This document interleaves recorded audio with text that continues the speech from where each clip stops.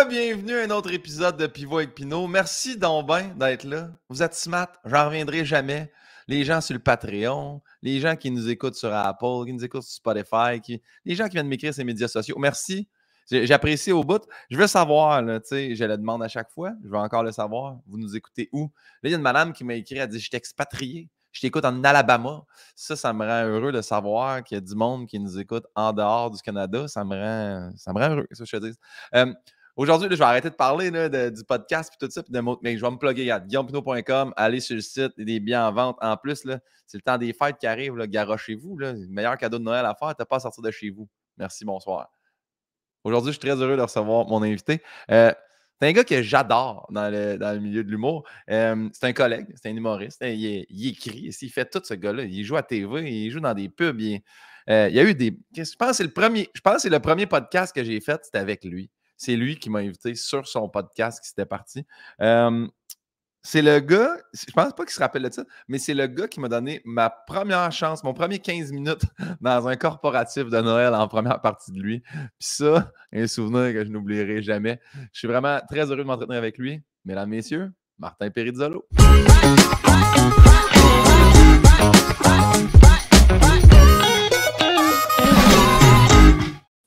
Ah ben, Peridz, comment ça va?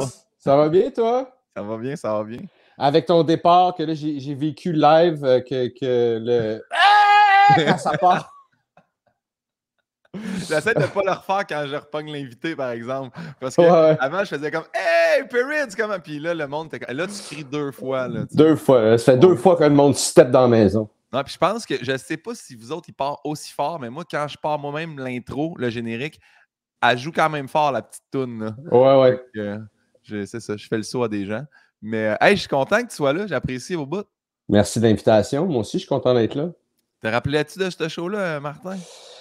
C'est flou, mon gars, les corpos de Noël. J'essaie de les mettre à un endroit obscur dans le fond de mon cerveau. Mais une fois que le chèque est déposé, cling, ça... Ah ouais, on efface ça. Mais il y a des corpos qui sont le fun, pareil, là, on va se le dire. Il y en a qui, quand ils sont le fun, sont vraiment le fun. Ouais. Mais c'est à peu près un ratio de 15% qui sont le fun, à peu près. Sauf... pendant la pandémie, on s'est mis à faire des corpos en Zoom. Louis Morissette avait fait une plateforme à Place des Arts. Phil Leroy avait fait aussi une plateforme, le Wi-Fi Comedy Club, hallucinante. D'ailleurs, qui n'a pas été assez souligné comme effort puis comme affaire qu'il a apporté, je trouve. Puis là, on faisait des corpos en Zoom. Puis autant que c'est plate faire un show en Zoom, c'est pas pour ça qu'on a commencé à faire ce métier-là, clairement. Non. mais les corpos, par contre, il y avait quelque chose de vraiment le fun de faire dans cette façon-là. C'est parce qu'en même temps, mettons, moi, je sais qu'au début aussi, j'étais comme un corpo en Zoom, et là, ça va pas. Puis après ça, j'ai fait comme oh non, on dirait qu'on vient d'enlever toutes le mauvais annule le mauvais, tu sais, c'est ça. Non, mais tu fais déjà là, j'ai pas fait 6 heures de char pour aller au Saguenay dans une tempête pour un show de 45 minutes devant du monde chaud d'ail. C'est du monde dans leur salon. Ils veulent t'écouter, ils t'écoutent, ils veulent pas, ils ferment l'écran. Tu sais, je veux dire, c'était... J'ai tout aimé de ça, là. Ouais, moi aussi. Ça a été... Il faut s'accrocher à ce qu'il y avait de bon. Oui. Il y a eu quand même... Mais c'est pour ça, en plus, que le podcast, il y a toujours du monde qui font « Vas-tu le faire en vrai? » Puis je sais que c'est fatigant pour certaines personnes. Il y en a qui me disent « On t'écoute sur notre cell, c'est petit l'image. » Je comprends, mais reste que si je veux, genre, Martin Perizzolo à 1h, un mardi, ben c'est peut-être plus simple de l'avoir assis chez eux que de faire « Hey, Martin, déplace-toi dans un studio où tu ne vas pas te parker. » Puis, tu sais, je dis ça comme si j'étais une vieille personne, mais je trouve ça plus facile. Ça me permet d'avoir des artistes que j'apprécie puis que peut-être j'aurais pas si c'était pas. Ouais, puis de faire plus aussi. Tu sais, sûrement que tu ferais moins de podcasts si tu le faisais en studio, si tu le faisais en live, t'en ferais moins, veux pas. Parce que c'est ça, le soir, ben, t'es en show, tu fais des affaires. Ça te permet d'en faire plus. Moi, je suis down avec ça. Puis là, c'est super simple. Le podcast, c'est 23 questions. Il y a 10 questions de Bernard Pivot que j'ai volées dans Actor Studio, les questions de James Lipton. Puis il y a 13 questions de Guillaume Pinot que j'ai conçu avec Yann Bilodeau. Yann Bilodeau qui m'aide beaucoup dans la section rafale du podcast. OK. Donc, première question, je demande toujours, c'est quoi notre lien de connaissance? Te souviens-tu la première fois qu'on s'est rencontrés? La première fois qu'on s'est rencontrés, notre lien de connaissance, c'est le travail à la base. Ouais. La première fois qu'on s'est rencontrés, c'est sûr, c'était dans un contexte de travail. Est-ce que c'était à ta soirée à Saint-Hyacinthe? Est-ce que... Je me suis demandé si c'était pas ça, mais peut-être que c'est de Parce que là. tu m'aurais booké... Est-ce que tu m'aurais booké sans qu'on se connaisse? À un moment donné, tu sais, j'étais comme qui roule les gros 45 parce que moi, au début, c'était headline, tu sais, 45, 1 heure Ouais. quasiment. Fait que là, je connaissais pas bien le milieu de l'humour non plus. Fait que je m'étais informé ou tu sais, tu demandes dans d'autres soirées. Là. Mais je pense que c'est après avoir fait ce show-là que là, j'ai fait hey, je suis game d'y écrire ou j'avais ton numéro de téléphone parce que tu m'as dit je vais aller te chercher. On avait un show à Québec, à la Petite Grenouille. Ah oui, ah oui, ah oui. Ah, Yannick Damartino, moi puis toi. Puis on est parti. Si.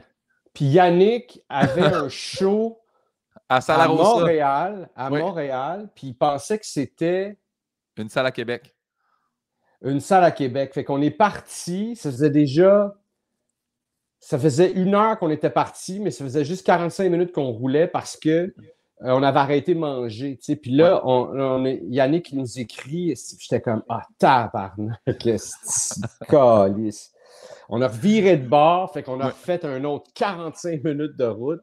Ouais. On a reparti après ça. Fait qu'on a fait revenir de Québec ce soir-là. Là, je ne sais même pas comment, à la fin, comment j'ai réussi à rentrer à la maison. Ça a pris qu'à peu près 4h30 à revenir de Québec.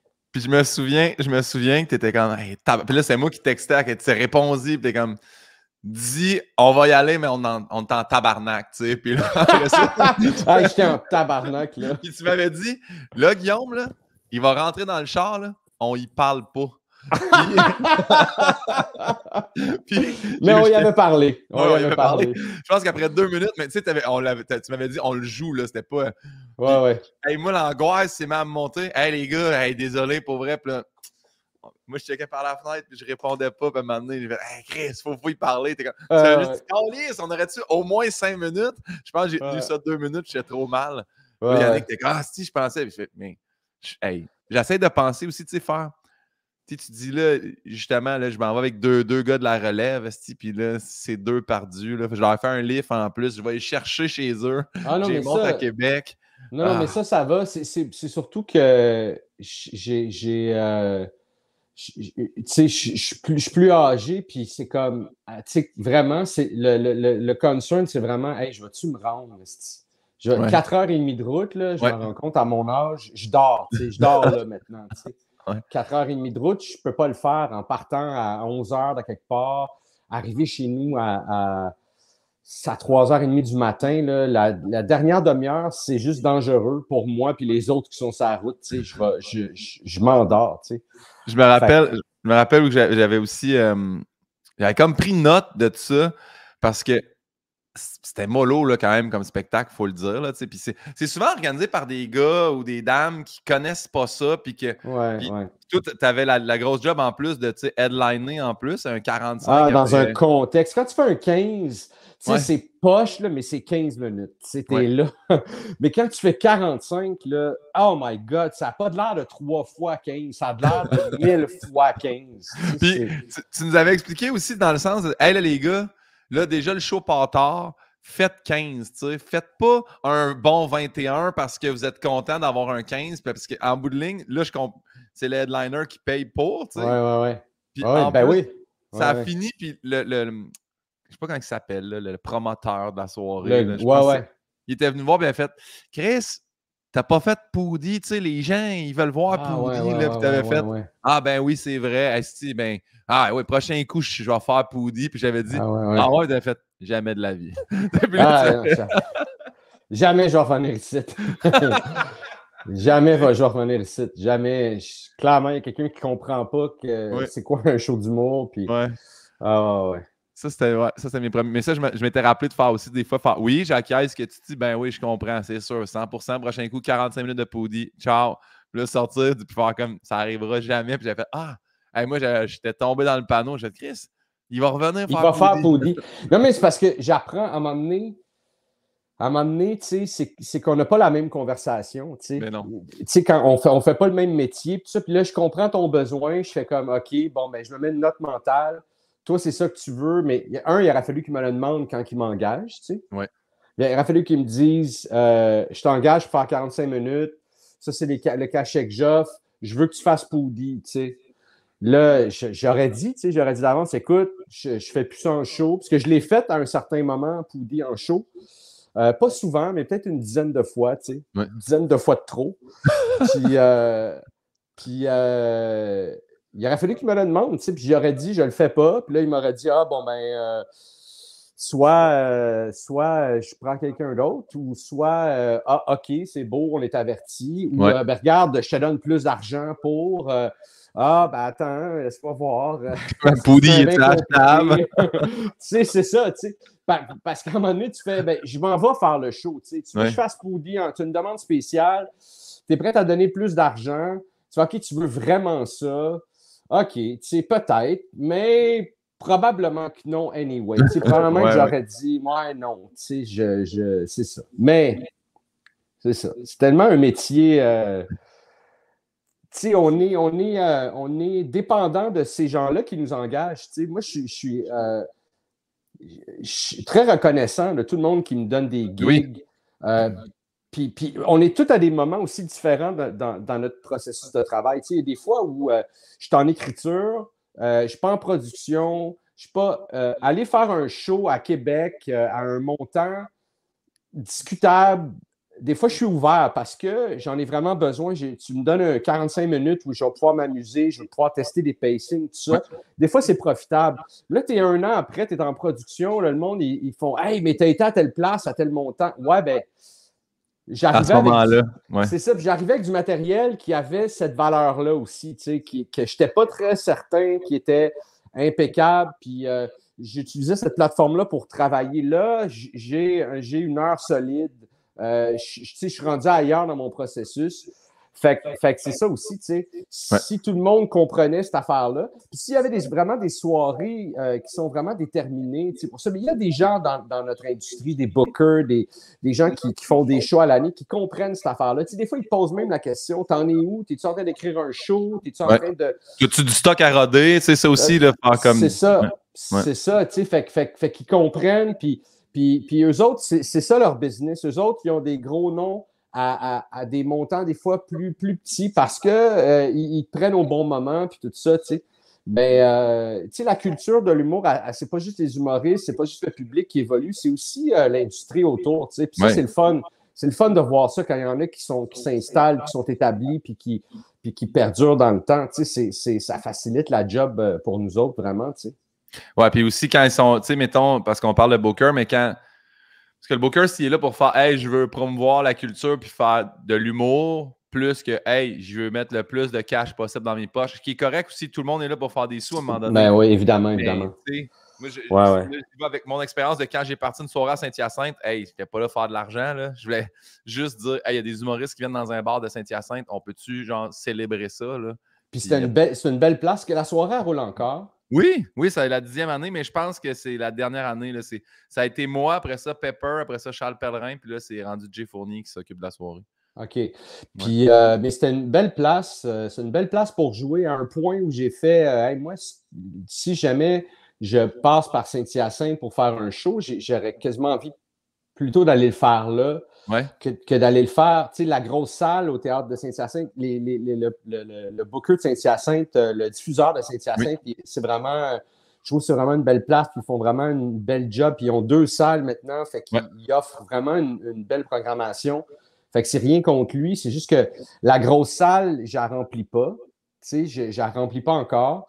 Puis la petite salle, je la remplis. Mais la petite salle, moi, je suis pas gêné de le dire. Puis en plus, je suis rendu le porte-parole de la salle à Saint-Hyacinthe. Mais le cabaret H. Gagnon, c'est comme violent comme ça, parce que c'est impraticable. C'est tellement haut puis vaste. Tu sais, c'est comme le lobby avec le bar pour la grosse salle, en gros, qui ont flippé en salle B. Fait que elle est tough. Elle est vraiment tough, cette salle-là. Elle est tough. Mais elle est tough. Je l'ai faite 2 ou 3 fois. Je me rappelle qu'une fois, j'ai eu beaucoup de plaisir.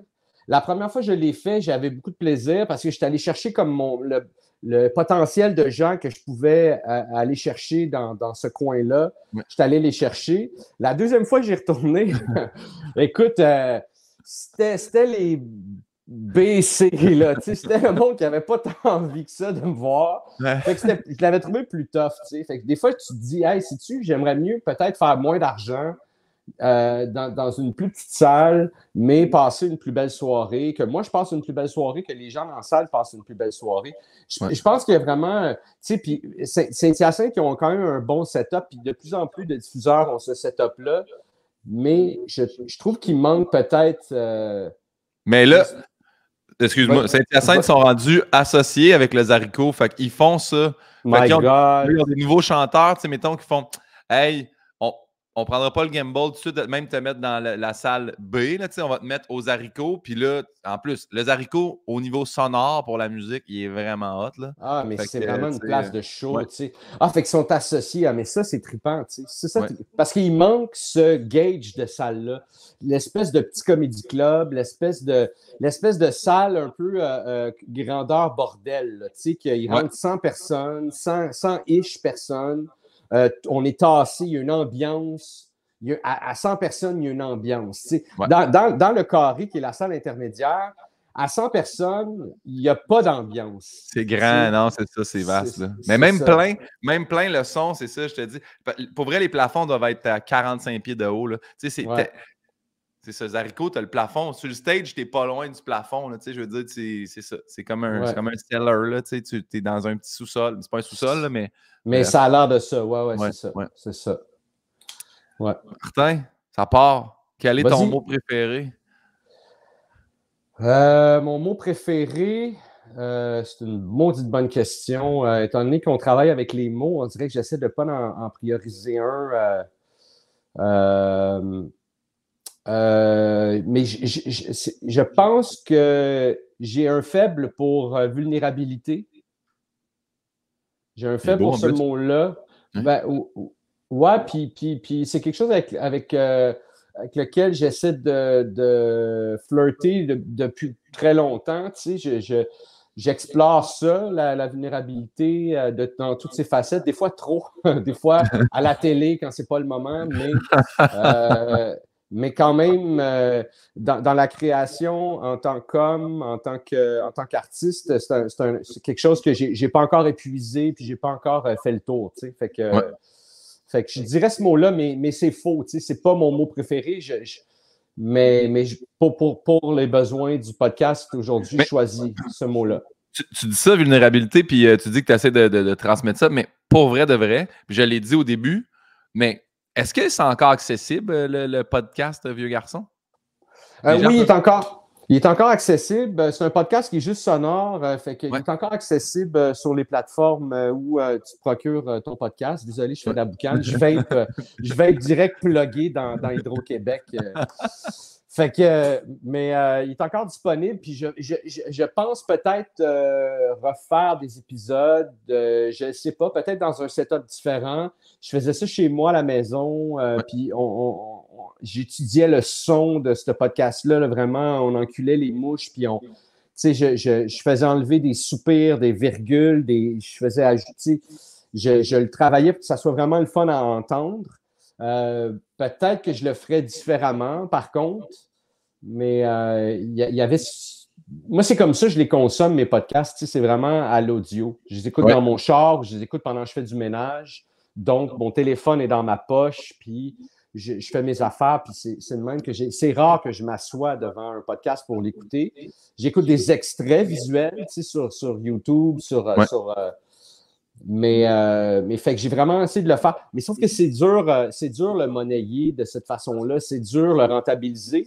Puis, c'était de l'argent que je mettais là-dedans. C'est mon argent que je mettais là-dedans. C'est quand même dispendieux chaque épisode, étant donné que j'ai travaillé vraiment, que je travaillais le son.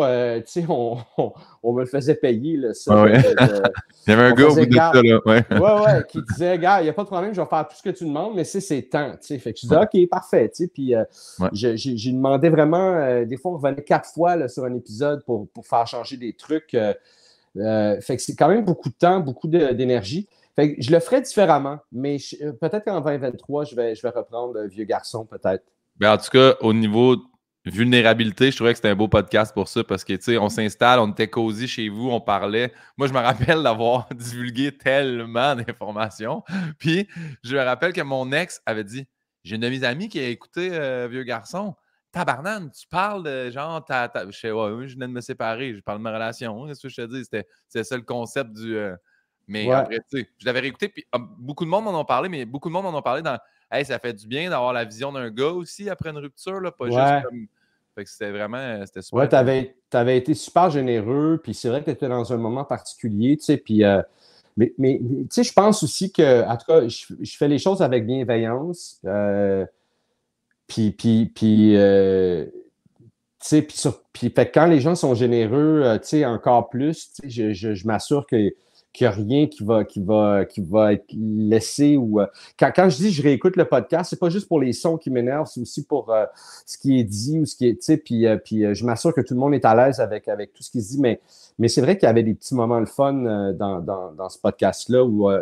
moi-même, en tout cas, j'ai découvert des choses chez des collègues, chez des gens que je connaissais, mais que là, j'apprenais, tu sais, puis ouais, Ouais, c'est ce vraiment. que j'adore d'en faire un podcast aussi. Surtout que les questions, c'est les mêmes questions à tout le monde, mais chacun a des réponses différentes. C'est ça qui me fait triper de mon propre podcast. Ouais, ouais.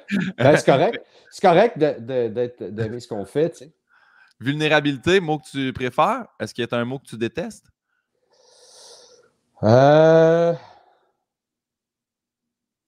Hey, est-ce qu'il y a un mot que je déteste? Il y a tellement de mots que je déteste. Je déteste le mot. Ah ben tiens, puis aujourd'hui, c'est l'occasion. On est le 6 décembre, commémoration de la fusillade à Polytechnique. Le mot Ouais. incel. Ah, Le mot ouais. incel, ça, j'ai ce mot-là. Je trouve que c'est un mot vulgaire. Je trouve que c'est une invention horrible. Célibataire involontaire, Ouais. une conjonction qu'on appelle Ouais, je pense que c'est ça. une contraction. Conjon- Contraction. Ouais, Euh, euh, Contraction, je dis pas contraction de conjonction. deux mots, ouais, ouais. Ouais, en tout cas, peu importe. Involuntary celibate, célibataire involontaire. J'haïs ce mot-là. Je pense que il y a des gens qui sont célibataires volontairement, mais il y a un paquet de gens qui sont célibataires involontaires puis qui n'ont pas besoin d'être misogynes, qui n'ont pas besoin de faire du mal Ouais. autour d'eux, tu sais. Puis, ouais, fait que incel, c'est un mot que je déteste. Mais merci de l'avoir expliqué parce que je l'avais déjà entendu, mais tu vois, tout de suite, je pensais incel que ça avait rapport avec voyons, des criminels, tu sais. Je me disais, ah, c'est du monde en Ah, prison à cause qu'ils ont fait quelque chose par rapport à leur célibat. Incelul. Incel, en cellule. Incelul de prison. Ouais, ouais, ouais. Ouais, ouais. OK, ben oui, c'est ça, incel, c'est ça. Puis la première fois que j'ai entendu ce mot-là, il y a une couple d'années à Toronto, il y a un gars il se revendique incel, qui a foncé sur des piétons en van pour se venger parce que il se sent rejeté ou il y a de la misère à pogner avec les filles ou quoi que ce soit. Là, il est contre, il trouve que les filles ont des standards, puis il fait moi, je mérite qu'une fille, je suis un bon chum. Clairement, Ouais, tu ne l'es pas, tu n'es pas une ouais. bonne personne. Si ta réaction à ça, c'est ça, tu te dédouanes toi-même, esti, t'es un esti crétin, tu sais, fait que c'est toute cette affaire-là, c'est tout ce dogmatisme-là qui vraiment c'est ça, Ouais. voilà. Bien, ben merci du partage. Puis c'est parce que j'ai vu les lumières allumées, puis j'ai vu plein de posts aujourd'hui, puis je trouvais ça intéressant parce que quelqu'un avait dit si on a des célébrités aujourd'hui, des nouvelles célébrités qui ne connaissent pas cette date-là ou qui ne savent pas qu'est-ce qui s'est Renseignez-vous, passé, ben, ouais, c'est pour ça qu'on va continuer à en parler à chaque année. Tu sais. ouais. C'est la hey, là, je ne vais pas me tromper. C'est-tu la 33e année ou la 38e année? C'est un des deux. Je ne sais pas, Ça je fait sais pas quand même. honnêtement. Ouais. Le chiffre, je l'ai pas retenu, là. Ça fait combien de temps? Ça fait pas assez longtemps, puis trop longtemps, c'est-à-dire pas assez longtemps, pas trop longtemps, mais pas assez longtemps. Ouais. Il arrive encore des drames comme ça à travers le monde couramment. Puis même si c'est pas nécessairement pour targeter des femmes, je veux dire, la violence par arme à feu, c'est juste ça n'a pas de sens. T'sais. Ouais, puis là, on a notre ancien goaler du Canadien là, qui a fait une sortie. Puis que là, ça a parti de. Parce qu'il a dit je veux pas enlever mes armes. Puis là, le gouvernement a fait ton arme, il est légal, c'est une arme de chasse, il faut juste que tu l'enregistres. J'ai pas compris ce qui s'est passé, mais ça a parti vraiment en couille, ces médias sociaux. C'est parce que moi non plus, je peux pas trop en parler parce qu'il y a des affaires là-dedans qui me dépassent et que je suis pas certain de comprendre, mais c'est sûr que le lobby des armes à feu, aussitôt qu'on essaie de toucher aux armes à feu, le lobby des armes à feu ou ils veulent pas. Puis je pense que le projet de loi il est assez simple, c'est d'enlever les armes à feu qui nécessitent, qui ont plus que 5 balles, que tu peux tirer plus que 5 balles d'affilée. Les armes à feu qui sont faites pour tuer le plus grand nombre de personnes. Les mitraillettes automatiques, tout ça. Puis là, après ça, il y a des affaires de caractéristiques d'armes à feu que ça pourrait éliminer les armes de chasse, mais évidemment qu'ils vont faire des nuances, puis qu'ils vont. Si ton arme, il tire 3 balles, mais que bon, il tire une certaine puissance, ils vont faire des dérogations, puis ils vont faire des trucs qui vont faire en sorte que chaque chasseur va pouvoir garder son arme à feu. Moi, j'ai un grand respect pour les chasseurs. Je ne chasse pas personnellement. C'est sûr qu'un jour, j'aimerais peut-être essayer cette affaire-là. Avant de chasser, j'aimerais avoir une formation sur comment gérer une arme à feu, évidemment.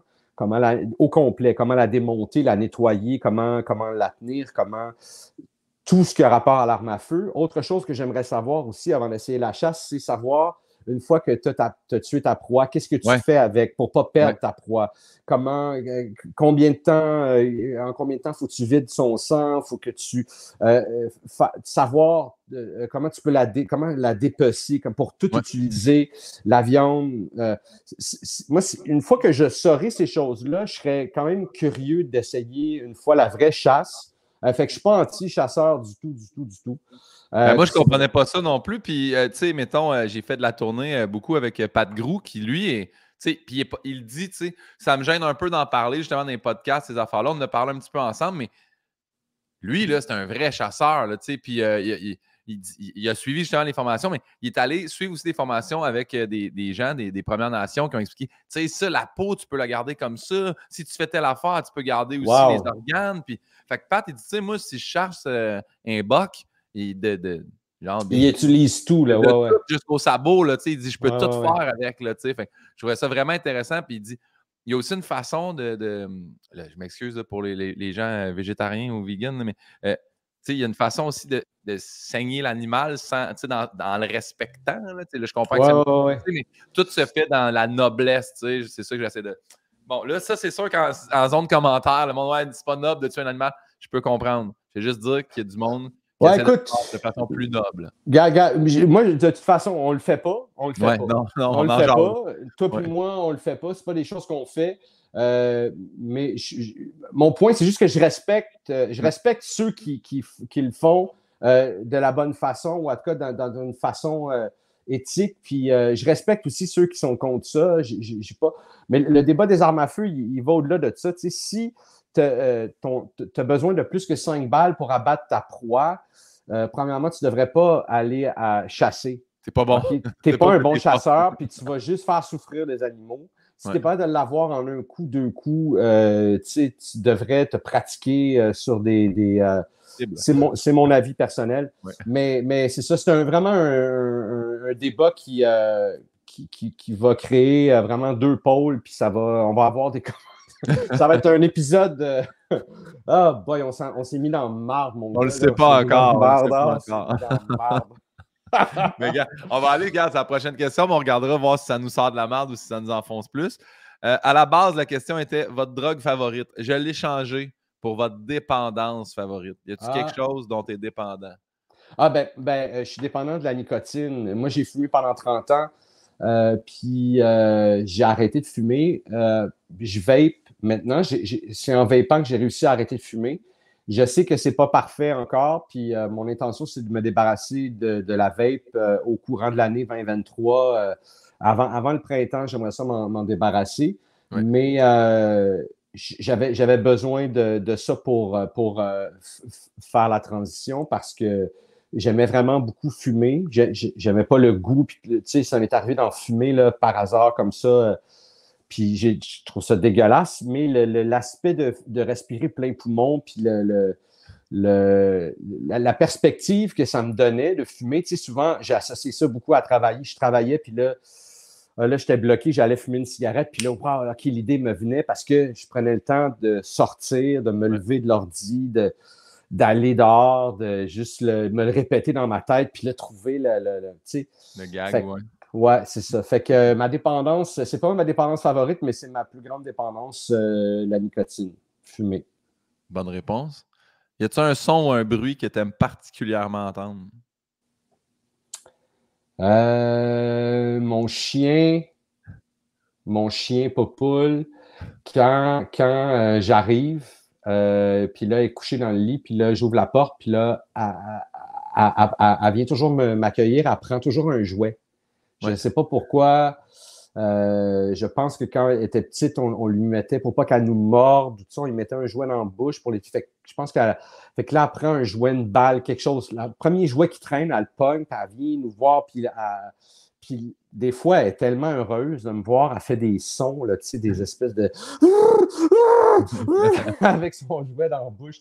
Quand elle fait ça, là, mon cœur, il casse en deux, puis tu sais, c'est mon son préféré. Ouais.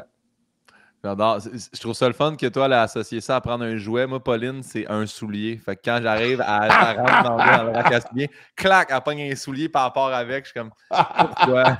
Pourquoi un shoe à chaque fois? Ouais. J'aimerais ça que ça soit un jouet, mais regarde. Est-ce qu'il y a un son ou un bruit que tu détestes entendre?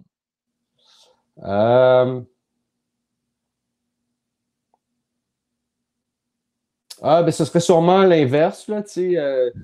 Si mon chien se fait mal, mon chien, c'est rendu ma vie, là, tu sais. Ouais, c'est comme, c'est mon enfant, c'est ma vie, tu sais. Fait que si j'accroche une patte à mon chien ou si je sens qu'elle se blesse par Quinn ou whatever, là, peu importe ce que j'ai dans les mains, je le drop, puis je suis à genoux. C'est mouillé, on est dehors, je m'en fous. Ça va, ça.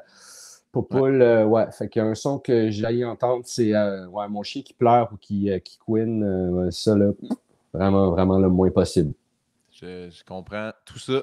Ouais. Puis, la même chose. Mais Pauline, c'est un gros chien. C'est quand même un gros chien, toi aussi. C'est pas un. Moyen quand même. Moyen, tu sais, c'est. Attends, j'essaie de rentrer dans l'écran. C'est ça. Tu fais une idée de poids, mettons? Elle pèse combien? Je pense que ça se peut-tu 45 livres? OK, c'est ça. 47 livres autour de ça. Là. Elle va peut-être, là, elle a un an, passé un an et demi, elle va peut-être pogner le 45 livres parce qu'on est pas ici en vieillissant, là, mais elle est quand même assez svelte et ouais, fait que c'est ça, c'est vraiment un chien de taille moyenne. Là. C'est la taille parfaite. La taille parce parfaite. Que moi, elle a 83 livres, fait que tu sais, elle déplace, là, elle déplace. Ouais. Moi, tu sais, je la prends dans mes bras, mais comme juste assez grosse que c'est correct de la prendre pour des petits. Quand elle est sur toi, c'est acceptable, mais je ne pourrais pas comme la traîner dans mes bras, là, puis partir avec mon chien dans mes. Ça serait. À elle-même, elle n'est pas confortable, mais c'est pas. Fait qu'elle est vraiment comme. Vraiment dans le milieu, là, tu sais. Parce que 45-47 livres, c'est un poids quand même encore correct. Si elle se couche et ça tire un peu les couvertes, tu peux quand même tirer. C'est pas le fun. Mais moi, Pauline, moi, j'ai acheté une couverte lourde. Fait que la couverte est 30 livres. Puis quand Pauline, elle va se coucher, je suis comme rendu à c'est 100 livres à tirer, là. 110 livres pour avoir les épaules reliées. Tu sais. Fait que des fois, je suis juste dégueulasse. Je descends dans le milieu du lit. Je force plus. La prochaine question, c'est une que j'affectionne particulièrement dans le podcast. Est-ce que tu te souviens de ton premier deuil? Oui, c'était mon grand-père. Mon grand-père, la dernière phrase qu'il me dit à l'hôpital, c'est tu vas voir dans une semaine, on va courir les deux dans le champ. Fait que j'ai fait comme OK, tu sais, cool. Fait que ça va, tu sais. Mais autour, tu sais, tout le monde était à l'hôpital, tu sais, c'était dramatique, tout ça.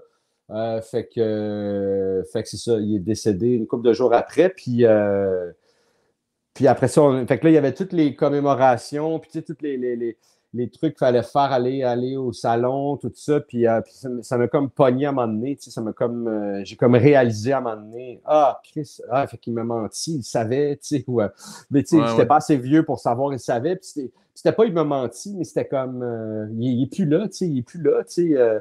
Ouais.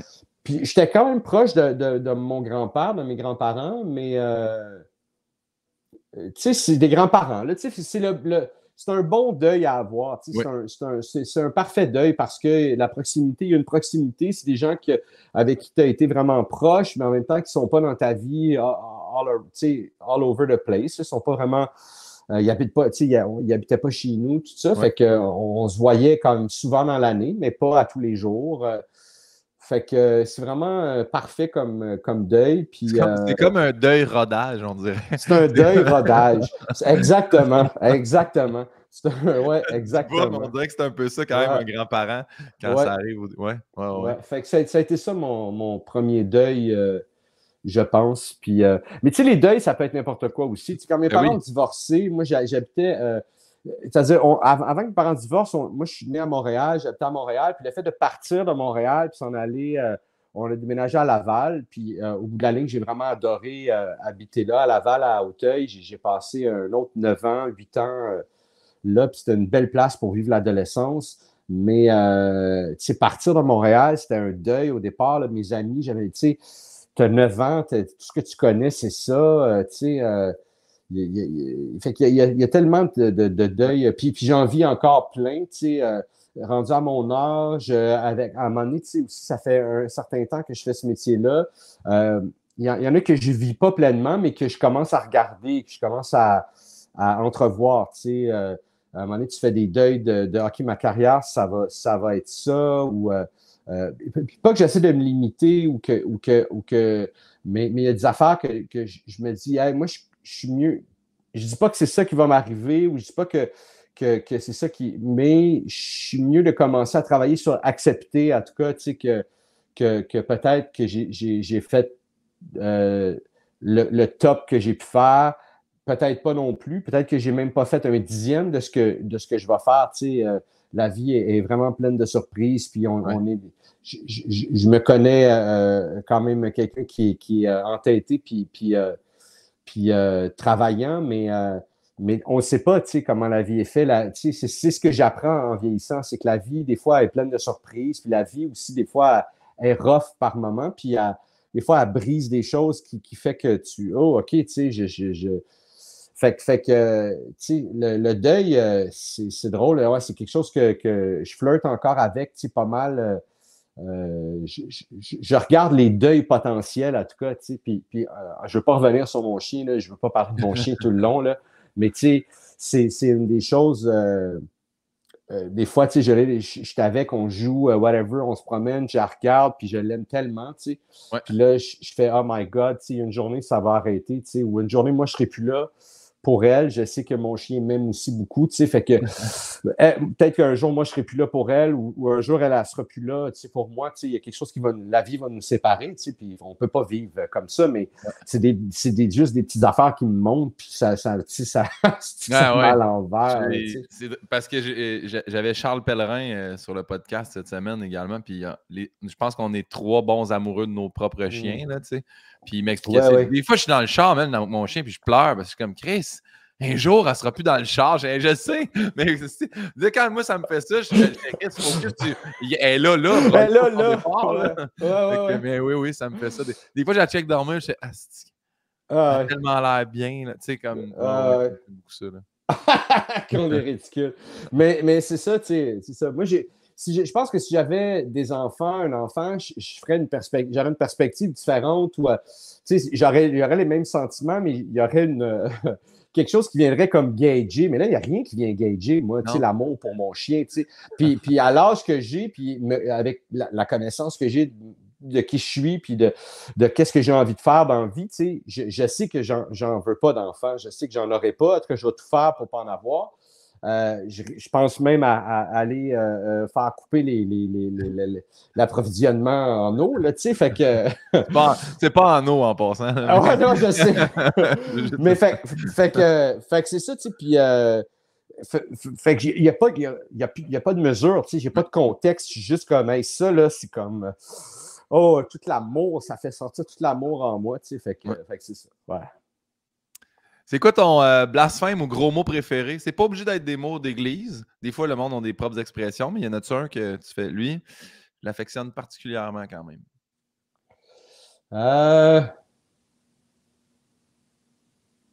Je pense que c'est Calice parce que c'est celui que je vais dire le moins à la légère, tu sais. Asti puis tabarnak, on dirait que surtout quand je rate du nouveau matériel, ces deux mots-là deviennent comme, comme accessoires, deviennent comme des espèces de trucs sur lesquels je mets le pied parce que je ne sais pas où je m'en vais encore. Tu sais, quand tu cherches encore ton matériel, évidemment, quand le show est rodé, j'essaie d'enlever tous les sacres. J'essaie de plus en laisser un, puis de le remplacer par un vocabulaire qui va être aussi fort ou que le même. Mais quand je rate du matériel, les esti tabarnak, ils sont. Je dis autant de mots que je dis esti tabarnak en une heure, tu sais. Mais calice, ça là. Ouais. Ça là, calice, c'est une pause. C'est un temps. OK, on arrête là. Calice, là. Fait que calice, c'est le mot que je vais utiliser pour ça va pas là. Ouais. Je le vois comme un pilier. Lui, il tient le bill. Là, je vais m'en côté dessus. Calice, il est comme là, on arrête tout. Ouais, vraiment. Cette question-là, à chaque fois, je disais, hey, je devrais l'enlever, puis finalement, elle repogne de la vie, cette question-là, surtout en ce moment. Demain matin, on te donne le mandat, c'est toi qui choisis, Martin. On imprime un nouveau billet de banque. Ouais. Quel homme ou quelle femme tu choisis de mettre sur ce billet-là? Mais ça va être une femme, ça, c'est sûr. Parce que la seule femme qui est sur nos billets de banque, je pense que c'est la reine d'Angleterre. Puis après ça, on a des hommes d'État. Ce serait une femme. Ce serait une femme qui a. C'est une bonne question. Je pense que j'irais avec une femme qui a rapporté quand même beaucoup d'argent au Québec. Je dirais Céline Dion. Je pensais que tu allais dire Caroline Néron au début. Je sais pas pourquoi je me disais tu t'en vas sur Caroline Néron. Mais oui, Céline Dion, bon call. Céline Dion, ouais. Céline Dion, elle a rapporté beaucoup d'argent. On a imprimé beaucoup de billets, Céline Dion. Fait que je mettrais Céline Dion, mais tu sais, à y réfléchir plus longtemps, je suis sûr qu'on pourrait trouver une femme qui a un apport peut-être moins qui a moins de paillettes, mais qui a autant qui a un sens incroyable. On a des grandes femmes qui ont marqué le Canada. Mais pour l'instant, Céline Dion, vite fait, je dirais ça. Est-ce que tu mets une parole de chanson comme quote en dessous? Qu'est-ce que tu mets comme citation? C'est une bonne question. Je mettrais Céline Dion qui tient la fausse main à René. Oui. Non, je ne sais pas. Je ne connais pas assez l'œuvre de Céline. Quoi que dernièrement, j'ai acheté une toune de Céline Dion que j'allais écouter sur les plateformes de streaming. Puis là, à un moment donné, j'ai fait hey, celle-là, je vais l'assumer. Je vais trop souvent l'écouter. Je vais l'acheter. Je pense que L'amour existe encore ou il y en a 2-3 tunes que tu fais. C'est impossible que tu n'aimes pas cette tune-là. C'est impossible que tu restes de glace en entendant cette chanson-là. Les paroles sont magnifiques. Sa voix est magnifique. Tout est magnifique. Fait que non, j'ai rien qui me vient. Mais L'amour existe encore. Là. Je ne sais pas si c'est celle-là que tu as acheté, mais je l'ai raconté la semaine dernière à la radio. Moi, je me suis arrêté par la police parce que j'écoutais L'amour existe encore pour la première fois de ma vie. C'était Ève Côté, qui est une fan finie de Céline Dion. Elle m'a dit, mets-toi au moins l'album Les Indispensables, écoute ça dans ton char. Je finis un choix Sainte-Thérèse. L'amour existe encore part. Me m'a braillé comme un veau. Me fait arrêter par la police. Je roulais à 67 sur l'autoroute 15. Oh my God! Il a tellement ralenti. Puis là, il m'a dit, t'as les yeux rouges. Puis là, je suis comme, hey, monsieur, je pleurais en écoutant Céline Dion. Puis comment ça finit? Il me Il t'a laissait laissé partir. Il me dit, on va vous souhaiter une nice. bonne soirée. Mais je me disais, il faut que je sois honnête. Je peux pas lui dire, je fumais des battes à côté non plus. Là, je Ben non, ben non. Fait que oui, l'amour existe encore. Là, elle m'a permis de me sortir une étiquette. Ah, ben nice. Ouais. Ben, raison de plus. Je vais aller l'acheter peut-être. Je vais aller l'acheter moi aussi. Ah ouais? Je dois bien ça. Ben ouais. À un moment donné, c'est ça, tu sais. Faut que tu fasses. OK, fuck off. Puis c'est ça. Ouais. Les 2 prochaines questions, là, c'est des questions. C'est drôle parce que ton podcast, c'est basé sur Pivot. Puis la dernière phrase que j'ai dit, il y avait 3 segments à la phrase. Je pense que j'ai dit 4 demi-mots. Oui. C'était la phrase la moins articulée du monde que j'ai prononcée de ma vie. Anyway. C'est correct, c'est animé par moi, fait que t'es bien correct. Là. Non, t'es quand même articulé, t'es quand même très articulé. T'es bien gentil.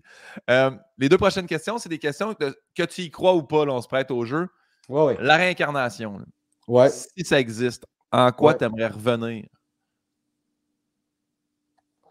En femme. Ouais.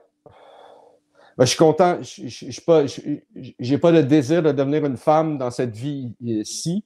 Mais je reviendrai en femme. J'aimerais s'expérimenter cette vision-là. Ouais, en femme. Parfait. Tu arrives aux portes du paradis. Là. Encore une fois que tu y crois pas. Saint-Pierre est là. Après ta mort, qu'est-ce que tu veux qu'il te dise à ton arrivée? Qu'est-ce que tu aimerais qu'il te dise, du moins? T'as fait de ton mieux. Ouais, t'as fait de ton mieux, c'est super. Bien joué. J'aime ça quand on signe de même. Moi, j'aimerais ça qu'il me dise juste « good job ». Good job. J'ai déjà dit ça à quelqu'un, mais il a fait « toi, tu penses que tu arrives en haut puis il fait juste faire « good job ». Hey, tu te prends pas pour un 7-up flat. Je fais comme « ben non, mais c'est ce que j'aimerais qu'il me dise. Je te dis pas c'est ce qu'il va me dire. » Ouais, c'est ça. Mais good job, ça veut dire... tu sais, tu peux avoir un échec puis on te répond good job pareil, puis ça marche, tu sais, parce que tu peux te tromper dans la vie. Se tromper, c'est correct, tu sais, puis c'est ça. C'est ce que tu vas en faire après, tu sais, c'est ce que tu vas, c'est comment tu te relèves, là, tu sais, c'est comment qu'est-ce que tu apprends de ça? Moi, j'aime mieux recevoir des conseils de gens qui ont beaucoup d'échecs que de gens qui ont réussi tout du premier coup, tu sais. Je trouve que c'est des conseils qui ont plus de valeur. Je trouve que c'est des conseils qui, tu sais, tu le sens quand la personne a une maturité et elle apprend de. Fait que good job, ça veut pas dire hey, félicitations, voilà ta médaille, tout ça. Good job, ça veut juste dire t'as bien, tu sais, bravo, t'as bien fait, t'as fait de ton mieux. Tu sais, good job, puis t'as fait de ton mieux, c'est ça, là, tu sais, c'est la même chose, tu sais. Pour moi, en tout cas, tu sais. Oui. Question de ma mère. Vas-y. Manon Pinot pose une question à chacun de mes invités. C'est une des molos de Manon Pinot, celle-là, mais n'empêche, je la trouvais quand même drôle parce qu'elle t'aime bien et qu'elle tue. Fait qu'elle fait Martin Péridillo, avez-vous déjà joué au tennis? J'ai déjà jamais joué au vrai tennis. J'ai déjà frappé la balle contre le mur, tout ça. C'est plus difficile que ça a l'air. bien faire des bons coups, c'est plus difficile que ça a l'air. Je suis rendu à un âge où tu sais, vraiment le faire à fond, jouer au tennis, je me blesserais, c'est sûr et certain. Fait que j'ai pas envie de. Puis j'ai été sur un court de tennis une fois, puis les regards sont trop, c'est trop insistant. On me regarde trop parce que justement, dans l'émission, je ne joue pas au tennis. Fait que je fais comme, hey, sais-tu quoi, je m'en sortirai jamais. À moins d'avoir mon court privé dans ma cour, ce qui n'arrivera jamais. Parce que ça fait partie des nouveaux deuils, ça, que tu commences à t'installer, que je n'aurai pas un court de tennis dans ma cour? Non. En fait, non, ça n'a jamais été un deuil parce que moi, ces genres d'affaires, ces extravagances-là, je pense que si j'avais, même si j'étais le milliardaire, j'aurais même pas de bateau. Ouais. J'aurais un lac, j'aurais une chaloupe, j'aurais quelque chose pour aller sur le lac. J'aurais peut-être quelque chose de léger, mais j'aurais pas un gros bateau. J'aurais jamais un court de tennis dans ma cour. Si je veux aller jouer au tennis puis j'ai des milliards, je vais aller au centre où les riches vont jouer au tennis. Je vais aller jouer là. J'ai pas. j'ai des besoins simples et des ambitions vraiment. J'ai pas. Non, j'aime pas ces affaires-là. Moi, j'aurais des arbres. Si j'avais un terrain, j'aurais des arbres dessus. Ouais. J'aurais de la nature, j'aurais ça. Puis j'aurais pas des animaux exotiques, là, j'aurais pas jamais de la vie, jamais. Si j'avais des milliards, même que je m'arrangerais pour mon argent irait à éradiquer ce mode-là ou à punir les gens qui ont des tigres en cage chez eux ou ce serait ouais. Fait que non, j'aurais pas de court de tennis. C'est pas du tout un deuil. Non, vraiment pas. C'est parce que je le raconte, mais là, on dirait que je veux juste plugger mon livre, mais dans mon livre, je le raconte quand j'étais. Qui est sur ma pile, hein? Je l'ai acheté, oui. Il est sur ma pile. Je suis en train de finir le livre de Sam Cyr. Puis ton livre est prochain. Il est bon, Sam Cyr aussi. Il écrit tellement bien. Là, il écrit vraiment bien. Ouais, quand il dit je veux un condo avec des trucs, des embouts en métal puis du bois, je suis comme si, je le sais de quoi tu parles, je sais. Il parle de son petit cours de cœur. Il est vraiment bon, son livre à Sam Cyr aussi.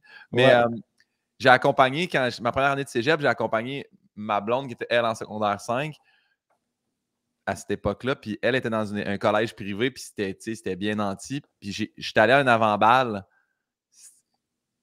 Ça se passait sur un court de tennis dans leur cours. Puis je suis sur un court de tennis. Puis juste de repenser à moi sur le court de tennis à l'âge de 17 ans, j'ai encore de l'angoisse qui me pogne dans la gorge. J'étais trop d'extravagance. Il y avait des serveurs avec des verres de champagne depuis 17 ans.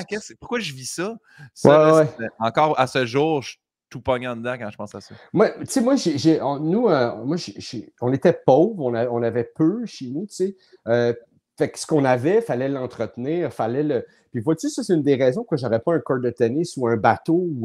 Parce que ça me prendrait tous les produits nécessaires à entretenir un bateau parce qu'il faudrait que je l'entretienne, il faudrait qu'il soit clean tout le temps, qu'il soit graissé, telle affaire, la peinture ici, nettoyer là, le court de tennis tendu tout le temps, il faut le repasser le râteau pour que je suis comme un fanatique de vraiment bien entretenir ce que j'ai parce qu'on n'a pas d'argent. C'est le même que j'ai grandi. Ouais. Fait que je ne peux pas avoir des choses comme ça parce que ça me demanderait ma vie complète à juste entretenir ces choses-là ou à payer des gens pour entretenir ça. Puis là, je ferais, OK, mais ça, c'est de l'argent qui ne va pas à la bonne place. Ouais. Je pense qu'il faut être... il y a des gens qui sont faits pour avoir de l'argent, puis il y a des gens qui ne sont pas faits pour avoir de l'argent. Puis moi, je fais partie de la deuxième catégorie, clairement. C'est peut-être pour ça que j'en ai pas beaucoup. Ben, ce qui est correct. Au moins, si tu l'identifies, tu sais. Parce que tu viens de dire ça, puis là, je fais juste penser au fait que moi, j'ai acheté un chalet en pandémie, puis je fais asti que j'entretiens rien. C'est sûr qu'à un moment donné, je vais faire, ben ça coule, ben oui, le toit coule parce que je pèle pas ça, ce toit-là, tu sais. Ah, mais c'est ça. Mon père, il me le prend, là, des fois, il me dit, hey, je peux-tu avoir le chalet en fin de semaine? Je dis, ben oui, vas-y. Là, il m'envoie, là, tu sais, comme, j'ai cordé ton bois. Je dis, je me sens comme une sous-marde. Il a cordé mon bois, tu sais. Je ferais la même affaire. Mais si j'avais un chalet, j'irais à mon chalet juste pour m'assurer que tout est correct, même pas pour en profiter, tu sais.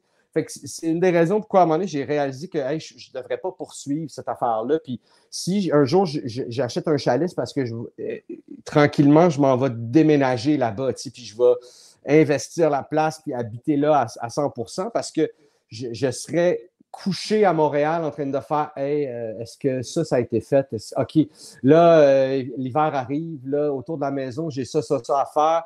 Là-bas, il faut que j'aille faire telle affaire. Là, je ne dormirais pas. Là, je serais tout le temps les listes puis les affaires. Écoute, j'ai fait OK, d'ici à ce que je décide vraiment de partir de Montréal, louer un chalet ou ça va être loué pour l'instant parce que j'aurai plus de vie. En tout cas, moi, j'en ai un là, qui se loue super bien si jamais tu veux, mais tu sais, ça se peut que le toit coule, je ne sais pas encore. Là, mais je vais te le réparer. Si j'en ai mon coquet, je vais. Martin, on tombe dans les sections rafales, qui ne sont jamais vraiment des rafales. C'est pour t'apporter à parler soit de gens ou de situations quelconques. Parfait. Regarde, la première, elle est quand même corsée la première, puis je tiens toujours à dire, si jamais ça vient te mettre en calice, c'est vraiment Yann Bilodeau qui fait les rafales. Parfait. Donc, Mike Ward ou Martin Matt? Ah, c'est une bonne question. Écoute, les deux sont des bons amis, mais il faut que je réponde Mike Ward pour la simple et unique raison que j'ai vraiment créé des choses avec Mike Ward. J'ai vraiment. Mike m'a donné des premières opportunités aussi. Martin a fait beaucoup pour moi, m'a donné des super belles opportunités, mais il faut que je dise Mike Ward, puis va chier Yann Bilodeau de me poser cette question-là. En commençant, en plus. Ouais, en commençant en plus. Mais Mike c'est vraiment. Martin aussi, c'est quelqu'un que j'aime profondément, puis il a une belle humanité. Puis, comme je dis, il m'a donné des opportunités que personne ne pourrait inventer de meilleures. Mais Mike, on a vraiment passé beaucoup, beaucoup de temps ensemble. C'est un être extrêmement généreux, extrêmement sensible. Pour te donner une idée, quand Mike a perdu sa mère, j'étais aux funérailles. Quand Martin a perdu son père, j'étais pas aux funérailles. Il y a quand même une proximité que j'ai avec Mike que j'ai pas avec Martin. Une proximité qui est différente, en tout cas. Fait que, ouais. Puis plus je connais Mike, plus je découvre Mike, puis plus je découvre sa propre sensibilité, puis c'est un gars tellement généreux, tellement généreux. Il donnerait sa chemise à un étranger qui en a besoin. Ce gars-là, on était allé à Vegas, puis la dernière journée, on était juste Mike et moi, puis on a passé la journée ensemble, puis on se promenait, puis on jasait, puis on s'arrêtait à manger ici, puis on allait voir un show, puis je ne sais pas combien de fois dans la journée, j'ai entendu la phrase « Hey, tiens mon drink », parce qu'il sortait de l'argent pour la donner à quelqu'un qui en avait besoin, qui était dans la rue, puis parce qu'à Vegas, il y a vraiment comme la richesse puis l'abondance, mais ça marie une pauvreté vraiment violente fait que puis Mike il voit toutes, il en laisse pas passer une. Des fois, crime, j'avais même pas vu qu'il y avait quelqu'un assis à terre, puis je suis quelqu'un de sensible, puis qui remarque ces choses-là aussi d'habitude, mais Mike, encore plus, fait que, mais j'adore Martin aussi. Martin, c'est vraiment un gars extrêmement sensible, malgré toutes les façades qu'il fait. Une très bonne personne. Martin, il a son petit personnage de baveux, tout ça, mais c'est une grande personne, vraiment, une très, très grande personne. Un grand humain, quelqu'un qui apprend, puis comment je peux dire, qui se remet en question, puis qui évalue, puis qui évolue, puis même si il s'entoure des meilleurs tout le temps, puis il veut le meilleur, puis il projette l'image du meilleur aussi, tout ça, mais il n'a pas peur de se regarder, puis il n'a pas peur de faire comme là j'ai peut-être tort ou non, c'est vraiment quelqu'un qui un grand humain, c'est vraiment une grande personne. Je suis tellement content de le connaître puis de le voir évoluer aussi, de le voir vieillir, puis les projets qu'ils font c'est toujours d'une grande excellence. C'est un grand travaillant, puis je ris tellement. Avec Mike aussi, les deux, j'ai côtoyé les deux justement quand on était en voyage, puis je riais non-stop. Les deux ont un grand sens de l'humour, franc, là, des jokes que si t'as de quoi tu t'es en train d'avaler une gorgée, tu la craches, là. C'est vraiment deux grands comiques. Je suis vraiment chanceux de les avoir les deux dans ma vie. Hey, t'as bien répondu, Martin. Tu vois, c'est pas tant rafale que ça. C'est sûr, si je t'avais dit, tu tiens chacun de ces gars-là dans tes mains sur le bord d'une falaise, lequel tu lâches, ça aurait été plus tough, je pense, pour toi de répondre à cette question. C'est impossible, j'ai lâché aucun des deux. Je tombe avec les deux. Je tombe avec les deux. Je peux poser de cette façon-là. Mais non, j'aurais jamais fait ça. Yann l'aurait fait. Moi, j'aurais jamais Yann, fait. Yann l'aurait fait. Yann, c'est qui est... Poudy ou Jean-François? Poudy. Poudy parce que la raison. Ben, parce que c'est moi qui l'ai créé, tu sais, fait que j'ai les droits d'auteur, tu sais. Je peux le faire comme bon me semble. Ouais. Fait que pourquoi Poudy? Poudy parce que les deux, c'est des losers, mais Poudy, c'est un winner dans sa tête. Jean-François, c'est pas tant un winner dans sa tête. Il est moins loser qu'il pense. Puis je pense qu'il. Parce que Jean-François accepte qu'il est un loser. Jean-François, il en est quand même, il a une certaine conscience qu'il est loser. Tu sais, il est avec Patrick, puis Martin, puis à côté des deux, tu sais, chacun a leur travers, mais tu sais, il sait que c'est pas là, il n'est pas le mâle alpha dans la gang, il n'y a rien pour lui, tu sais. Mais Poudy, lui, il ne sait pas ça, tu sais. Poudy, dans sa tête, il est au top, puis dans nos yeux, il est vraiment au fond. Fait que cette espèce d'inconscience-là, je la trouve vraiment drôle, puis je la trouve vraiment le fun à faire, tu sais. C'est le fun à jouer, tu sais. Ben, Jean-François aussi est le fun à jouer. J'aime ça jouer des losers, tu sais. Puis c'est sûr que malheureusement, on m'offre beaucoup des rôles de loser maintenant parce que j'ai quand même fait 3 gros losers. Poudy, Jean-François, puis Benoît des fromages. Tu sais, c'est quand même 3 losers à leur façon. Ouais. C'est pas mal ça qui caractérise, en tout cas. Puis fait qu'on m'offre quand même tout le temps un peu des rôles de loser à cause de ça. J'étais un peu typecasté là-dedans. Puis même si ça m'énerve, j'aimerais ça qu'on m'offre autre chose, qu'on m'offre du dramatique, parce que j'ai pas juste ça. Mais cette affaire-là, le loser est le fun à jouer. On a tous un loser en nous. Peu importe, là, même Martin Matt, là, tantôt je disais qu'il projetait mais lui aussi a un loser en lui. Ben, la preuve, c'est que c'est lui qui a créé Jean-François. Il l'a créé parce qu'il comprend. Il ne l'a pas créé parce qu'il juge, il l'a créé parce qu'il l'aime, cette affaire-là. Puis c'est le fun à aller toucher à ça, à aller jouer avec ça, parce qu'on l'est tous un peu loser à certains moments, parce qu'on l'a tous en nous, mais qu'on ne l'est pas. C'est rare que c'est quelque chose qu'on exploite dans le quotidien, dans la vie de tous les jours. Ce n'est pas une émotion qu'on embrasse, c'est une émotion qu'on tasse, qu'on fuit, on se surprend, on arrive face à face à notre loser, puis on fait OK, on s'en va.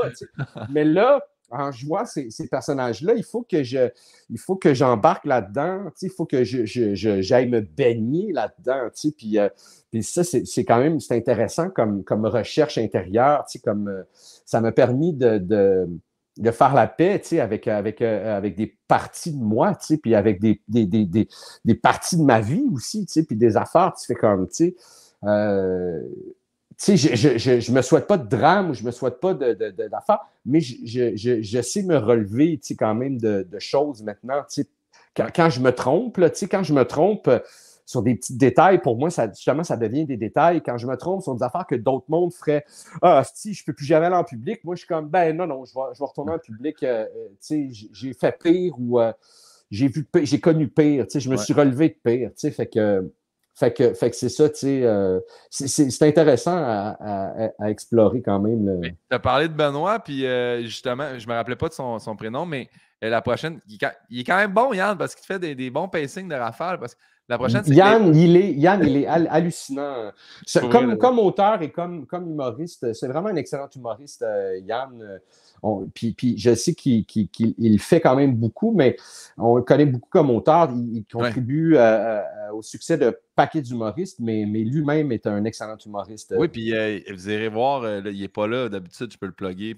Mais Yann, il a décidé de faire son heure 2 fois. Fait qu'il a booké le terminal. Le premier coup, sold out, zip zap. Là, il s'est parti à une autre date. Fait que, super content pour lui. Ben je vais aller voir ça, moi. Ça m'intéresse vraiment, mais très cool. C'est très cool qu'il fasse ça. Bien, la prochaine question, il a mis les pubs de fromage ou la série Les Bouches-Trous? C'est sûr, c'est les pubs de fromage, mais la série Les Bouches-Trous, j'ai vraiment aimé ça aussi, faire ça. C'était à Z-Télé à l'époque, Les Bouches-Trous. Ça a duré 1 an parce que la SODEC nous avait retiré la subvention parce qu'ils trouvaient que Z faisait du placement de produits, on avait des animateurs maison de la station, tout ça, la SODEC avait retiré le financement. Fait que la production puis la station sont partis avec une facture. Là, l'émission était pas non seulement rentable, ça venait avec des dettes. Fait que ça a arrêté après une saison. Mais c'était vraiment le fun. C'était la compagnie de production Fairplay qui produisait cette émission-là, qui font vraiment des belles productions, Fairplay. Puis les gens là-bas sont vraiment super. Et je travaillais avec Patrice Bélanger, qui est... J'étais avec lui ce matin. J'étais à la radio avec lui ce matin, je l'adore. Mais ce gars-là c'est quelqu'un à connaître, c'est quelqu'un à regarder travailler, tu apprends en le regardant travailler. Ouais. Excellent, un acteur comique. Puis là, je sais qu'il anime beaucoup, puis que justement, il fait de la radio comme. Il est devenu une personnalité au-delà du performer, mais c'est un performer, ce gars-là. C'est un grand, grand, grand comique, ce gars-là. Je l'ai reçu sur mon podcast, puis il m'expliquait à quel point, il dit. Les gens, mais il dit, j'aime ça jouer. Là. Même chose qu'il me disait, j'aimerais ça jouer dramatique. Là. On me voit le gars speeder tout le temps, là, mais il dit, moi, il a un rôle dramatique. Il a joué un rôle dramatique dans La Vigueur. Ouais. Il était hallucinant. Mais c'est ça, moi aussi, j'aimerais ça tellement faire des rôles dramatiques. Là, on m'offre que de la comédie, que des rôles de loser. Puis je suis content qu'on pense à moi, puis je suis content qu'on me fasse travailler. Là, je chiale pas, mais j'aimerais tellement ça faire du dramatique, Colin, j'aimerais ça qu'on me donne cette opportunité-là, là, c'est fou. Puis c'est ça. Fait que c'est les fromages. Mais les bouches-trous, ça a vraiment une place de choix dans mon cœur. Mais les fromages, j'ai travaillé avec un gars qui s'appelle Yvon Brossard. C'est lui qui écrivait la campagne des fromages. Puis cette rencontre-là, on ne s'est pas parlé beaucoup. On sait pas. J'en aurais pris vraiment plus. Mais à chaque fois que je parlais avec ce type-là, j'apprenais des choses. Ça me donnait espoir quasiment en l'humanité, tellement c'est un bel être humain. Comment sa façon de travailler, il y avait une éthique de travail, il y avait c'était un vrai de vrai, là, puis ça m'a permis de rencontrer plein de gens. C'est la première fois que j'ai travaillé avec, j'ai un blanc de mémoire, mais le réalisateur de Série Noire, Jean-François Rivard, ouais. Ça fait trop longtemps que je n'ai pas vu, qu'il faut qu'on aille prendre une bière.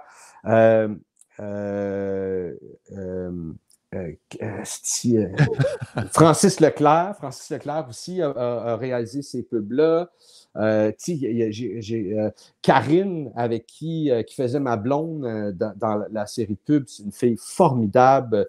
Puis ce qui est le fun avec une campagne de publicité qui fonctionne puis qui perdure dans le temps. Une campagne de publicité, c'est que ça joue partout. Tu es associé à toutes les émissions qui ont du succès. Les annonceurs vont annoncer. Là, fait que le monde écoute Occupation Double, il voit la pub de fromage. Le monde écoute Tout le monde en parle, il voit la nouvelle campagne. Fait que peu importe la pub, elle se ramassait là, puis c'est tout le temps des pubs, je trouvais drôle, le fun. Puis là aussi, encore un autre loser, mais il était attachant, fin, inconscient qui est un loser. Lui, il a raison. Puis c'est pas de la prétention, c'est juste, c'est comme ça. C'est ça. Ouais, c'était vraiment le fun à faire. Simon Cohen ou Simon Delille? Colin, ça aussi, c'est une autre bonne question. Simon Cohen ou Simon Delille? Écoute, Simon Cohen, on est moins proche avec les années. Fait que, c'est sûr, j'aurais tendance à dire Simon Delille parce qu'il est plus présent dans ma vie. Mais Simon Cohen a été si important pour moi. C'est quelqu'un que j'aime profondément. C'est des questions de merde, ça. Les deux, mais je suis plus proche de Simon Delille que je suis de Simon Cohen. Les deux, je les aime d'amour, les deux pour des raisons différentes. Puis peu importe, des fois, on est moins proche de quelqu'un, ça veut pas dire qu'on l'aime moins ou que... je peux pas répondre à ça. Simon Cohen et Simon Delille, les deux. Les Check, deux. la prochaine est vraiment plus simple. House Jack ou King Queen? Je pense King Queen. Ouais, oui. Ouais, King Queen, parce que House Jack, House Jack, c'est une meilleure main que King Queen, mais King Queen, je sais pas, j'arrive à mieux bricoler des choses avec King Queen. Ouais. Bien joué. Hey, la prochaine, c'est moi qui l'ai mis, celle-là. Tu vas voir, ils sont plus soft. J'ai mis Honda ou Kia? Euh, j'ai eu une Honda, puis là, en ce moment, j'ai une Kia. Ouais. T'aurais pu mettre Un- Sportage ou CRV aussi. Là. CRV, c'est Honda haut la main. Ouais. Mais je pense que j'aimerais essayer Toyota pour mon prochain véhicule. Ouais. Moi, tu sais, comme je te dis, je fais attention à mes affaires. Moi, je garde mes chars longtemps. Je les entretiens, ils sont démodés, je m'en fous. Tu sais, moi, ça me fait pas peur. Tu sais, mon char mais là, je serais dû pour changer de véhicule. J'aimerais avoir un hybride.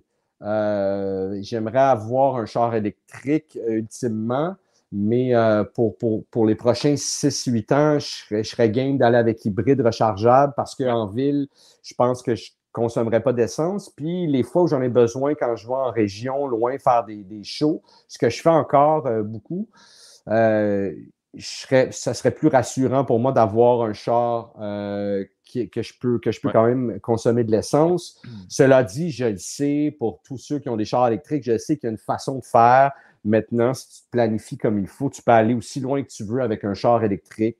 Je sais tout ça. Mais parfois, on n'a pas, c'est ça, on n'a pas le luxe, on n'a pas le temps de planifier comme on veut. Puis c'est ça. Fait qu'un char hybride, j'aimerais ça Toyota. Ça serait. Mais pour l'instant. Commande-les là, tu vas l'avoir dans 2 ans.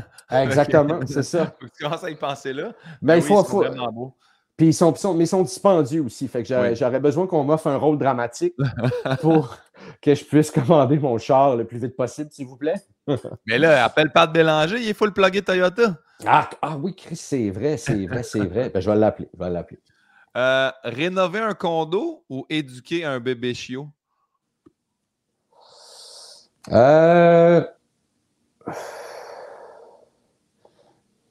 Éduquer un bébé chiot. Ouais. Mais rénover un condo, il y a quelque chose de le fun là-dedans. Là, mais pas un condo, mais une maison là, ou un chalet. Rénover un chalet, j'aimerais beaucoup. Là. Mais éduquer un bébé chiot, c'est le fun. En tout cas, moi, mon chien était.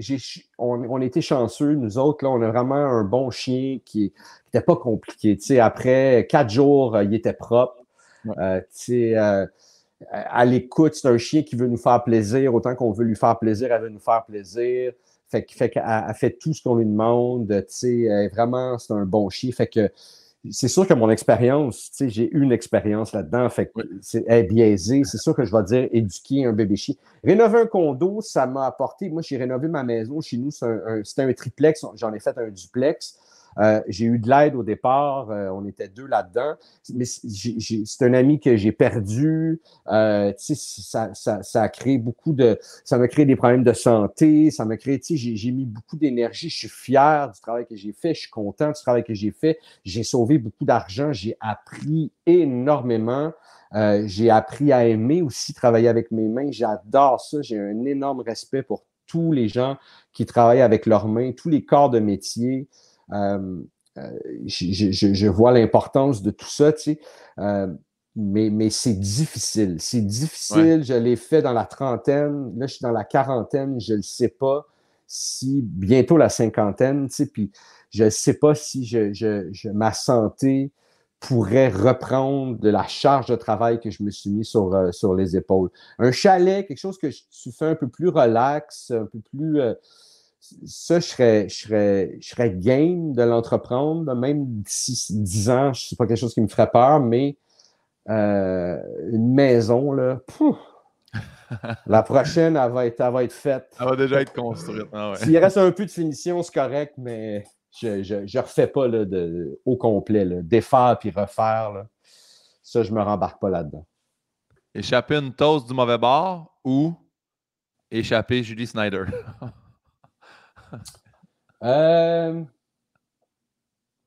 J'aime que celle-là. L'affaire, je réfléchis. C'est parce que l'affaire que je comprends pas à ce jour, j'étais justement dans mes rénovations de maison à cette époque-là, j'étais extrêmement fatigué, puis extrêmement, mais en forme. J'étais vraiment en forme, là, écoute, je montais des planches au deuxième étage, j'en montais comme 20, si je montais tout le temps des matériaux à tous les jours, debout, levé, je travaillais comme 14-15 heures, 16 heures d'une journée. J'étais vraiment une forme physique là, impeccable. J'ai jamais été aussi, j'avais pas de ventre et tous mes muscles étaient là, tu sais. Mais à ce jour, je me pose encore la question à savoir si elle s'est pas pitchée. Tu sais, c'était le spécial Beau Malaise. Ouais. Puis là, elle voulait absolument que quelqu'un vienne danser avec. Puis là, les autres gars voulaient pas. Puis là, j'étais comme, je voulais pas, moi, j'ai un bon cœur, je voulais pas la laisser là tout seul. Fait que j'y étais. Puis à ce jour, je comprends toujours pas qu'est-ce qui s'est passé. Comment elle a fait son compte. Ouais. Puis on le sait que Julie Snyder, c'est une grande femme une grande productrice, une grande animatrice, grande femme de télé. Ouais. Puis à ce jour, je pense que c'est pitché à terre, tu sais. Moi, il y a une partie de moi, il y a une petite j'ai quelque chose ici dans mon cerveau, une petite matière grise qui me dit man, tu t'es fait fourrer ben raide parce que c'est pitché à terre. Puis moi, j'ai vraiment été traumatisé de ça. Ça m'a vraiment. Ça a pris comme pendant 4 jours, je travaillais sur mon chantier, puis à des moments, j'avais un. Shit! J'avais une bouffée de chaleur, une espèce de. Je revoyais la scène, j'étais comme, oh my God, j'aurais pu se faire mal, j'aurais pu. Tu sais, là, j'ai été mal avec ça, là, longtemps. Mais à un moment donné, ça a comme fait, ah, mais attends, je pense qu'elle s'est pitché. J'arrive pas, j'explique pas à ce jour comment ça se fait qu'elle est tombée, tu sais. Moi, je l'ai pas pitché, moi, je l'ai pas assez pitché, tu sais, je pense, tu sais, pour créer un moment de télé, tu sais, je la soupçonne de ça. Ce qui est peut-être pas gentil de ma part envers elle.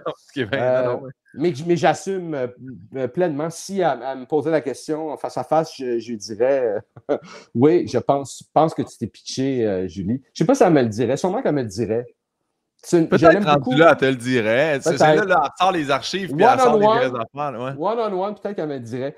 Moi, je l'aime vraiment beaucoup. Julie, à un moment donné, j'avais passé... à un moment donné, j'étais aux îles de la Madeleine, puis elle a une maison là-bas, tout ça, puis on s'était croisé un événement, je sais pas trop, puis j'avais passé un bout de la soirée avec elle, puis son entourage, tout ça, puis je la trouve vraiment super, Julie. Ah non, elle est super fine, puis tout. Mais t'as raison que c'est une fan de télé. Hey, tu sais quoi? Moi, maintenant, je vais toujours être entre les deux. Je vais me dire, est-ce que Martin va un peu échapper? Parce que ma théorie fait du sens. Ta théorie fait... C'est une femme de télé, c'est une femme de moment télé, tu sais.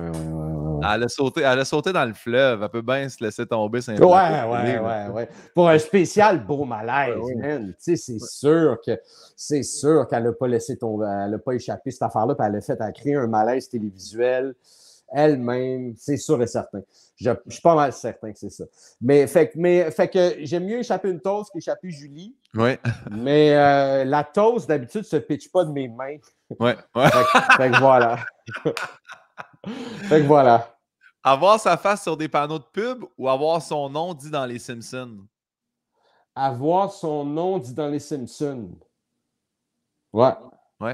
Parce que avoir son nom, sa face sur des panneaux de pub, tu sais, tu peux avoir n'importe quel gig en pub, puis tu joues un rôle ou tu es porte-parole pour une affaire, whatever, puis tu as ta face.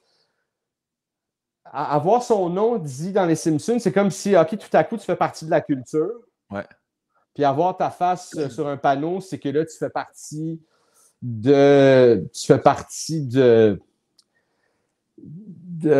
showbiz, tu sais, où tu fais partie tu sais, t'es un produit en vente, ou tu sais, j'ai rien contre ça, là, c'est le métier que je fais, puis des fois, il y a une portion de ça qui est, faut que je vende ma face, j'ai encore de la misère à dealer avec ça, mais je le deal, tu sais, à un moment donné, c'est mon métier. Mais avoir son nom dit dans les Simpsons, c'est que là, tout à coup, tu fais partie de la culture populaire, tu sais. Fait que ça, c'est sûr que quand c'est arrivé, j'étais comme vraiment, vraiment flatté, même si c'est niaiseux pour tout le monde, pour moi, c'était comme « Oh, wow! » C'était pas comme « Hey, OK, tu sais, j'en ai revenu vite, là, mais ça m'a mis un beau sourire dans le visage. Ouais. Vieux garçon ou cul?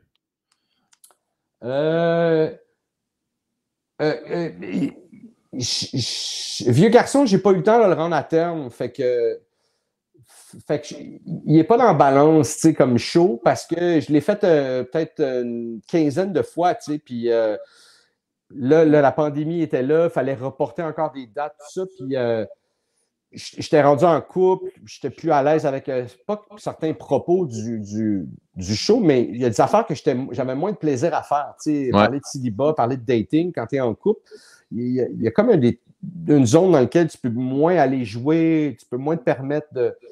Hey, tu vois, moi, je vis l'inverse. Là, je parle de couple, puis je suis en célibataire. T'es rendu célibataire. Mais c'est souvent ça. C'est souvent ça. Ça m'est arrivé, cette situation-là aussi, à un moment donné, de parler de vie de couple. Puis là, tu te ramasses célibataire, puis là, tu fais « Ah, mais je ne vais pas jeter une heure de bon stock ou une demi-heure de bon stock, parce que là, je ne suis plus avec. » Ben non. Ouais. Fait que je dirais Q parce que Q aussi, c'était... Q, quand j'ai écrit Q, j'allais soit j'écrivais Q ou soit je me suicidais à ce moment-là de ma vie. J'allais vraiment pas bien, puis j'allais me foutre en l'air, tu sais. Puis j'ai fait, OK, avant de faire ça, je vais essayer juste de faire mon métier, comment moi je l'entends, tu sais. Puis je vais essayer d'aller... Puis Q, j'avais commencé à parler de Q parce que c'était une révolte. C'était comme, c'est ça qui marche, ce style, moi. Puisque moi, j'avais jamais parlé de sexualité dans mes numéros. C'était comme un défi que je m'étais mis en début de carrière de faire mon métier sans parler de sexualité, tu sais. Puis après, je sais pas, 10 ans, j'étais comme, mais personne relève que... Personne n'a remarqué que j'évite, tu sais, que je réussis à faire en contournant ce sujet-là, tu sais, personne... Tu sais, il y avait un paquet de frustration. Fait que j'avais fait, c'est ça qui marche, c'est ça que je vais en parler, moi, de Q. Il y avait comme, tu sais, tout partait d'une place vraiment violente et de détresse, tu sais, de détresse profonde. Fait que faire ce show-là a été extrêmement thérapeutique, artistiquement, personnellement. Ouais. Puis m'a sorti d'une zone vraiment à risque, tu sais, pour ma vie, là, tu sais, j'allais y mettre fin. J'avais booké un notaire, je commençais à mettre mes papiers en ordre. C'était un processus qui m'effrayait. Ça me...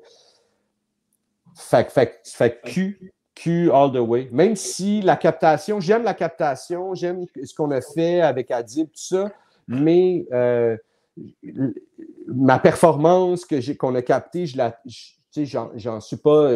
Il y a des affaires, des fois, je fais « Ah, ça aurait pu être mieux. Ah, ça... » J'étais vraiment concentré à produire la captation. Je portais trop de chapeaux cette journée-là. C'est une erreur que je répète souvent aussi, mais c'est ça. Quand on veut être un one-man band puis on veut faire nos propres affaires, des fois, il faut porter plusieurs chapeaux. Puis mais c'est être perfectionniste aussi. Tu veux, hey, je veux que ça marche, mais je veux que ça marche, je veux que ça. Puis là, tu t'organises de tout à un moment donné, c'est sûr que la personne. C'est sûr qu'il y a de l'eau qui rentre à quelque part. C'est ça. Ouais. Merci de ce partage-là, Martin. Puis content que tu aies écrit Q et que tu n'aies pas fait moi aussi. La grande gaffe. La dernière question des rafales, je tiens toujours à le souligner. Je pense qu'il y en a des problèmes de consommation. Mais regarde, soit que chaque fois que tu dis non à quelqu'un, cette personne-là se met à pleurer comme un enfant, comme à qui on refuse d'acheter du chocolat à l'épicerie, ou chaque fois que tu poses une question à quelqu'un, elle prend ça comme si sa vie en dépendait et tient absolument à te donner la meilleure des réponses. À chaque fois que je pose une question à quelqu'un, la personne réagit comme si sa vie en dépendait et tente de me donner la meilleure des réponses. Ouais, c'est... vraiment, vraiment, vraiment. Vraiment, ça serait super, ça. Ben, ça serait tellement... Quelle angoisse? Ben, la personne a de l'angoisse. Toi, non. Toi, tu as toujours la meilleure des réponses, mais la personne à qui tu parles... Non, mais tu sais, la personne te pose la question, puis là, admettons, prenons une question banale.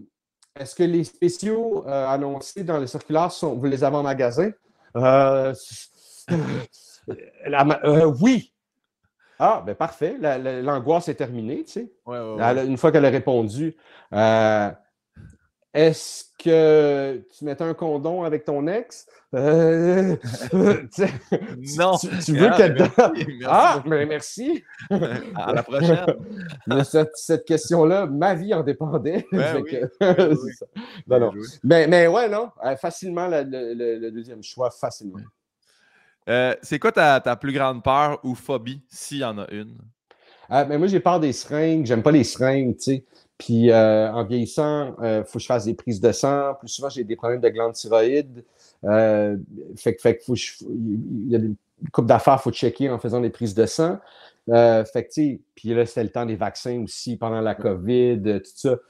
Fait que, tu sais, j'y vais, puis j'agis comme un adulte, là, tu sais, mais c'est pas mon moment préféré, tu sais. Ouais. Disons que chez le dentiste, si elle peut me faire le travail sans me geler, je lui demande de le faire, tu sais. Ben, ils sont toujours comme rébarbatifs, ils sont toujours comme, ben là, non, ce serait mieux qu'on te gèle, tu sais, si à un moment donné, on arrive, puis là, on te pogne le nerf, ça va faire mal, puis là, tu pourrais, ouais, mais regarde, on va essayer, tu sais, Puis j'essaie de les convaincre de pas dans la bouche. Moi, je trouve que c'est le pire. Tu sais. Dans le rose, là, quand tu te fais piquer dans le rose, là, c'est l'affaire que je trouve atroce. Tu sais. Dans tout ce qui est rose, ça dans tout ce qui est rose, c'est comme une seringue dans du rose, c'est non. Tu sais. Ouais. Mais du rose ou du beige, ou peu importe, on est tous faits différemment. Mais c'est ça. Fait que les seringues, c'est ma plus grosse phobie, ouais. Je comprends. J'ai vu, j'étais allé au Bordel Comedy Club l'autre fois, je me suis dit, hey, je vais faire ça, je vais aller écouter l'open mic. Je ne vois pas les nouveaux. Fait que j'étais allé un soir avec Yann Bilodeau, justement. Puis Charles Brunet, il y avait un bit où il expliquait que son grand-père il faut qu'il se fasse piquer dans l'œil, tu sais. Puis c'est comme. Il explique. Puis il dit. Mais comment qu'il te gèle? Il fait, ben.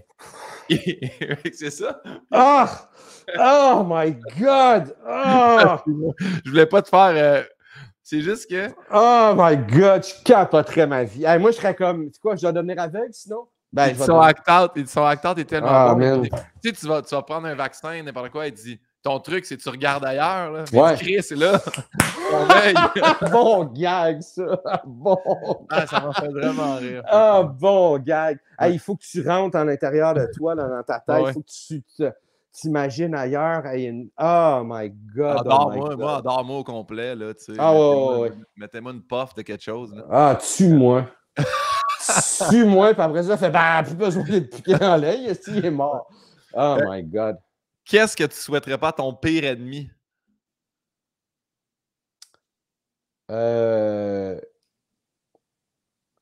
Mais en fait, c'est drôle ça parce que moi, j'ai abandonné un peu la religion, mais j'ai pas abandonné la spiritualité en tant que telle. Puis j'ai des amis autour de moi qui ont retourné à la religion, en tout cas qui ont laissé une place dans leur vie à la religion, puis ça me challenge beaucoup, tu sais. Ouais. Puis en ce moment, ma façon de dealer avec ça, parce que j'ai envie de connaître ce qu'ils connaissent ou j'ai envie c'est d'avoir une place à la spiritualité, de laisser de la place à la spiritualité dans ma vie. Puis en fait, tu sais, je souhaite rien de mal. J'en ai pas vraiment d'ennemis, en fait. Il y a des gens avec qui je m'entends moins bien. Il y a des gens que j'ai ciblés ils ont une note au dossier comme quoi c'est pas des gens qui sont gentils avec moi ou que je sens pas qu'ils sont gentils avec moi, puis je sens plutôt que s'ils ont l'occasion de me faire du mal, je sens qu'ils vont la prendre, cette occasion-là.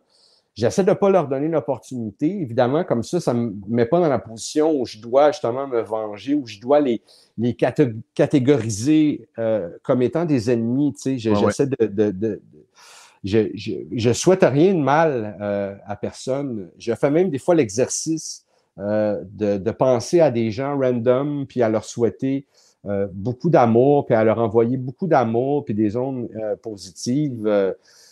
Ça me fait du bien à moi, tu sais. Ça me fait du bien d'être dans cet état-là, tu sais, de souhaiter du bien aux gens. Puis j'essaie de faire le plus de bien possible autour de moi. On fait du mal malgré nous. Parfois, on blesse des gens. tu sais, une relation se termine, on n'est plus à la même place. Tu sais, tu sais, tantôt, tu m'as posé des questions entre un ou l'autre. Tu sais, j'ai peut-être Ouais. blessé une personne. Non, non, Tu sais, non, parce que tu as assez parlé des deux. Je te confirme, tu n'as blessé mais personne. puis mon intention est jamais tu sais, fait que qu'est-ce que je souhaiterais pas, même à mon pire ennemi, la solitude, je pense, la solitude, c'est ça que je souhaiterais pas à mon pire ennemi. Je pense que moi, je suis un solitaire puis j'ai besoin de solitude, mais la solitude, là, tu sais, quand tu n'as même personne vers qui te tourner quand tu as besoin ou quand. Ça, je ne souhaiterais pas à personne. Avoir une main bienveillante, tu sais, qui peut t'aider, ça, je le souhaite à tout le monde. Tu sais, fait que, ouais, c'est ça. Bonne réponse, Martin. C'est niaiseux parce que tu te dis solitude, mais comme être solitaire, moi c'est une grande difficulté que j'ai. Puis là, ça m'a juste fait penser, puis je ne veux pas créer ce mot-là parce qu'on a eu incel, mais insol, tu sais, genre solitaire, involontaire, ça doit être plate. Ah oui, Quand tu oui, n'as oui, personne oui. dans ta vie, là, Ouais, ça, ouais. ouais. Surtout la pandémie Ouais. m'a fait amener ça, faire. Là, on m'oblige à ne pas voir mes parents par respect ils ont 70 ans, puis. Mais là, j'ai commencé à paniquer de faire, mais au moins, à ce moment-là, j'avais ma copine, j'avais mon chien, mais j'ai essayé d'imaginer du monde tout seul en pandémie, là, faire, là, je vois personne, puis je peux pas, tabarnak, c'est insupportable. Ouais. Bonne réponse. Est-ce que tu te souviens de ton dernier fou rire? Oui, mais mon dernier faux rire, c'était quand j'étais en voyage avec toutes mes amies. Il y avait aussi Daniel Grenier qui était là, Michel Grenier que tu Oui, connais, Francis Cloutier, tu connais-tu Francis? ouais, il est dans un des chicks. Un des chicks, tout ça. Edouard, que tu as peut-être déjà croisé au bordel, qui est le fils à Daniel, puis le neveu à Michel. Bref, on est toute la gang à Vegas, puis j'ai eu au moins 30 grands bons faux rires. À un moment donné, on était juste avec Michel, on est en camion, puis on essaie de. On découvre là-bas qu'il y a un magasin de poulet comme dans Breaking Bad. Tu connais-tu Breaking Bad? Oui. C'est ça, Los Pollos. Los Pollos. Fait que il y a un restaurant, Los Pollos. Puis là, on check sur la map, puis je check sur Internet, puis là, il est supposé en avoir un à Vegas. T'sais. Fait que là, à un moment donné, on s'en va dans le désert, puis on fait à la fin de la journée, on va passer chercher du Los Pollos. Puis là, Michel, il était content. Ben, c'est sûr que Michel, c'est devenu un objectif de la journée. Là. Ouais, C'est vraiment, sûr, vraiment. c'est sûr. Ouais. Fait qu'on s'en va, puis là, on met la map, puis là, on arrive, puis là, toute la journée, peu importe, je faisais qu'est-ce qu'on fait dans 2 heures? Puis là, je filmais Michel qui faisait ça va, Los Pollos! Puis tu sais, il niaisait le kit. Puis là, à un moment donné, on ne trouve pas, il n'y en a pas. Il n'est pas là, il n'est pas où ça dit. Fait que là, on fait le tour, le kit, on recheck. OK, non, il faut aller 2 rues par là. OK, là, on tourne. Non, il n'y en a pas. Il n'y en a pas. Là, écoute, on gosse. OK, fuck off. On va aller de bord. Il est vraiment déçu, mais on réussit à y remonter le moral. Puis il fait on va aller chez. Je ne me rappelle plus la chaîne, mais c'est une autre chaîne de poulet frit. Puis, Okay. Fait que là, on fait OK, on y va. Fait que là, on part dans Vegas. Il y a du trafic. Là, c'est juste drive-in. On ne va pas manger du poulet frit dans l'auto. OK, on s'en va à un autre. Là, on trouve un autre. Il est fermé. Tabarnak. Là, ça fait 2h30 qu'on a faim. Là, OK? Ouais. Puis on a cherché 4 restaurants qui n'existaient pas ou un que c'était service à l'auto. Puis je me rappelle, on riait, là, c'était comme, c'est absurde, là, c'est absurde. Et on tourne d'un parking, ça dit qu'il y en a un, il y en a fuck out. Il n'y a aucun de ça. Il n'est pas là, il n'y en a pas, tu sais. Fait qu'on a vraiment ri. Sinon, écoute, d'autres affaires, tu sais, j'ai tellement ri dans ce voyage-là que je te dirais le voyage au complet. Ouais. Vraiment, là, 30, 40 gros faux rires, là, intenses. Vraiment. Ça me fait penser à. Hey, c'est vieux, là, mais tu sais, Harold Descoumars, c'était ça le film. Il cherchait un White Castle. Là. On dirait que c'est ça votre expérience. Là. C'est drôle parce qu'on a passé devant un White Castle, puis Mike faisait hey, rentre, je veux voir s'ils ont des petits burgers comme dans justement Harold Descoumars.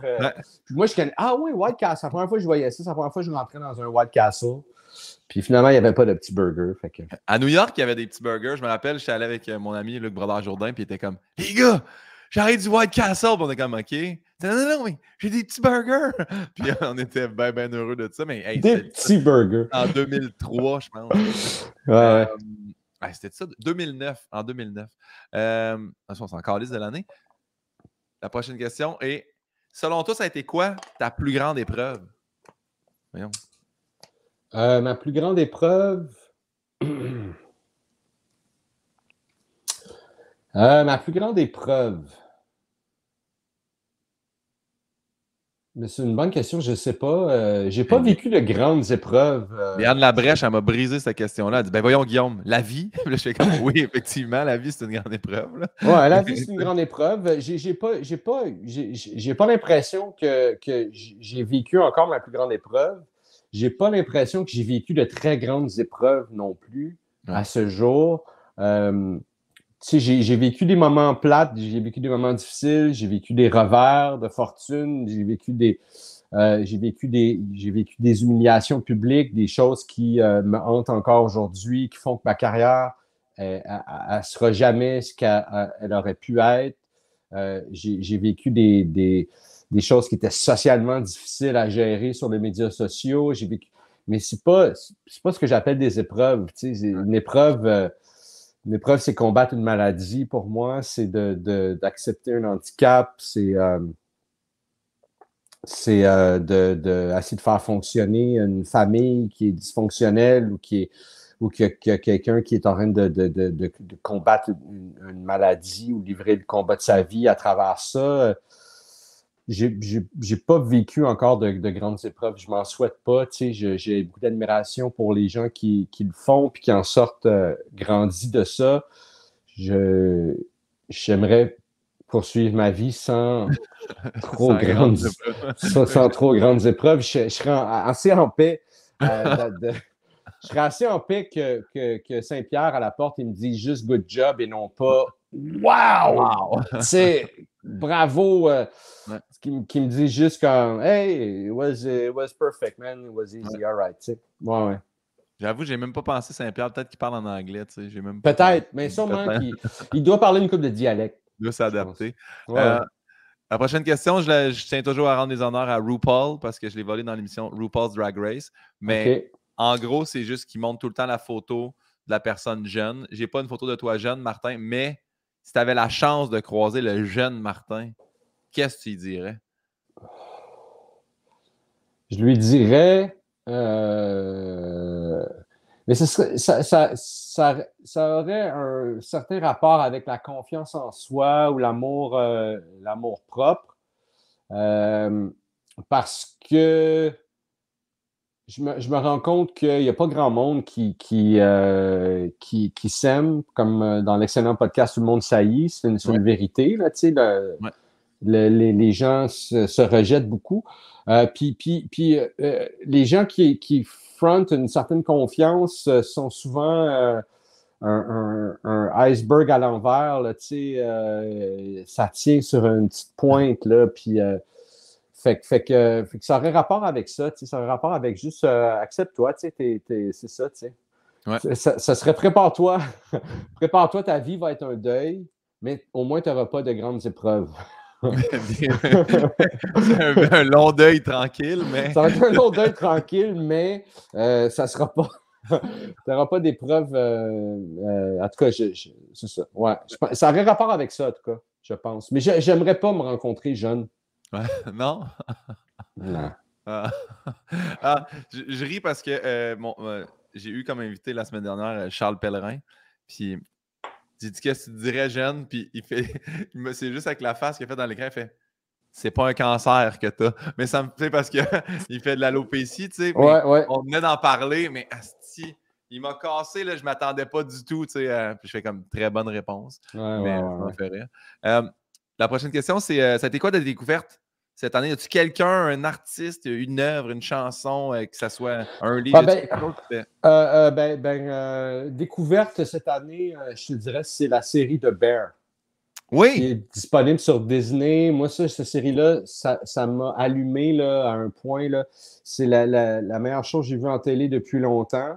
L'autre série que j'ai vue qui m'a fait autant triper, c'est Atlanta, que j'avais vraiment beaucoup aimé. D'ailleurs, j'attends la 4e saison avec impatience. 4e et dernière, je pense. Fait que ça m'a vraiment beaucoup allumé. The Bear, qui est disponible sur Disney+. Je vais Qui est une l'écouter parce série. que je cherche des séries. Puis là, parce que là, l'autre fois, je checkais ça. Puis là, c'était de Coke Bear. Je pense qu'il y en a un qui.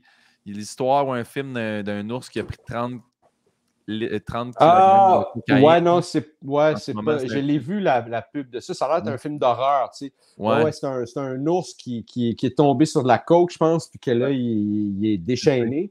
Ouais. Ça a l'air malade. Je vais l'écouter, cette affaire-là, quand ça va être disponible. Mais non, The Bear, c'est une série de télé, je pense que c'est 8 épisodes, ou 6 épisodes, ou 8 épisodes. C'est des demi-heures. C'est vraiment bien réalisé. Tu sens vraiment l'espèce de confusion, le chaos d'une cuisine de restaurant. Si tu as déjà travaillé dans une cuisine de restaurant, moi, à ado, j'ai travaillé dans Ouais. un resto. Fait que j'ai quand même un recollection de ça. Là, puis c'est vraiment bien foutu, des beaux personnages. C'est rien qui va changer ta vie, mais ça va la shaker quand même. C'est un bon divertissement bien foutu. Je pense qu'on avait parlé, je ne me rappelle pas, parce que je pense que justement, tu m'avais dit ça ou Atlanta, parce que je cherchais une série. Puis je Ouais. venais d'écouter Severance, mais je pense que tu l'as vu ça aussi. Severance, qui est hallucinant. Moi, c'est vraiment mon genre de série, c'est mon genre de fiction, l'espèce de dystopie qu'ils appellent, là, quelque chose qui est, c'est dans la réalité, mais il y a un élément qui fait que ça devient de la fiction, là, Ouais. puis Severance, c'est ça, là, pour ceux qui n'ont pas vu ça, là, c'est une bonne série, c'est sur Apple, cette série-là. Hey, moi, j'aime ça, là, moi, c'est rendu mon passe-temps préféré, écouter des séries, il y a tellement des bonnes affaires qui se font, puis d'ailleurs, mon dernier coup de cœur au Québec, c'est la série qui a marché vraiment fort aussi, là, de Kim Lizotte, puis son amoureux, Ouais. Éric Bruno. Éric Bruno, Ouais. qui ont coécrit. C'est vraiment une belle série. Comment ça s'appelle déjà? Le Crash, avant le Crash. Ah, ok, ouais. Avant le Crash, ça, j'ai vraiment aimé ça. Je l'ai dévoré vraiment rapidement. Puis ça, j'ai Ben, vraiment c'est comme aimé ça ça que je aussi. t'aime, moi. Là, je me reclaquais à la saison 1, puis là, la 2, back-à-back. Là, Ah ouais, c'est comme ça que je t'aime, j'ai tellement aimé ça. Mais moi, je l'écoutais. Ces séries-là que j'aime tant, je les écoute aussitôt qu'elles sont disponibles sur tout.tv. Je veux dire, je cancelle je cancelle pas des shows, mais je cancelle des activités sociales, pour écouter ces séries-là, Puis c'est comme ça que je t'aime, mais moi, je suis un éternel fan de cette gang-là, de ce qu'ils font, toute la gang, même quand ils ne sont pas ensemble, quand ils sont répartis sur d'autres projets. Moi, travailler avec Patrice Robitaille, c'était comme, je peux cocher ça sur ma liste. C'est vraiment un gars que j'admire. Puis le regarder travailler de proche, c'était comme, je me compte vraiment chanceux. Fait que toute la gang, je les aime vraiment beaucoup. Ouais, Je comprends avoir fait de la radio avec Rémi-Pierre Paquin. Le premier coup, j'étais comme, Chris, c'est Rémi-Pierre. Là. c'est Rémi-Pierre. Il est bien tellement vingtième, gentil, ce ouais, gars-là. Hein? en Il plus. est Ouais. tellement gentil. Là, je le croise quand même ponctuellement soit à un de ses bars, parce que je vais travailler là-bas, ou dans des trucs sociaux. Puis il est tellement gentil, ce gars-là. Il est tout le temps, il est partout, Rémi-Pierre. J'ai C'est l'impression vrai qu'il ne qu'il sort pas, ce style-là. Il est tout le temps comme, ah ouais, il y a un événement, je suis là, salut. Hey, je l'ai croisé au Centre Bell. On est 22 000, fallait que je tombe. Salut Rémi, ça va? C'est ça qui est là.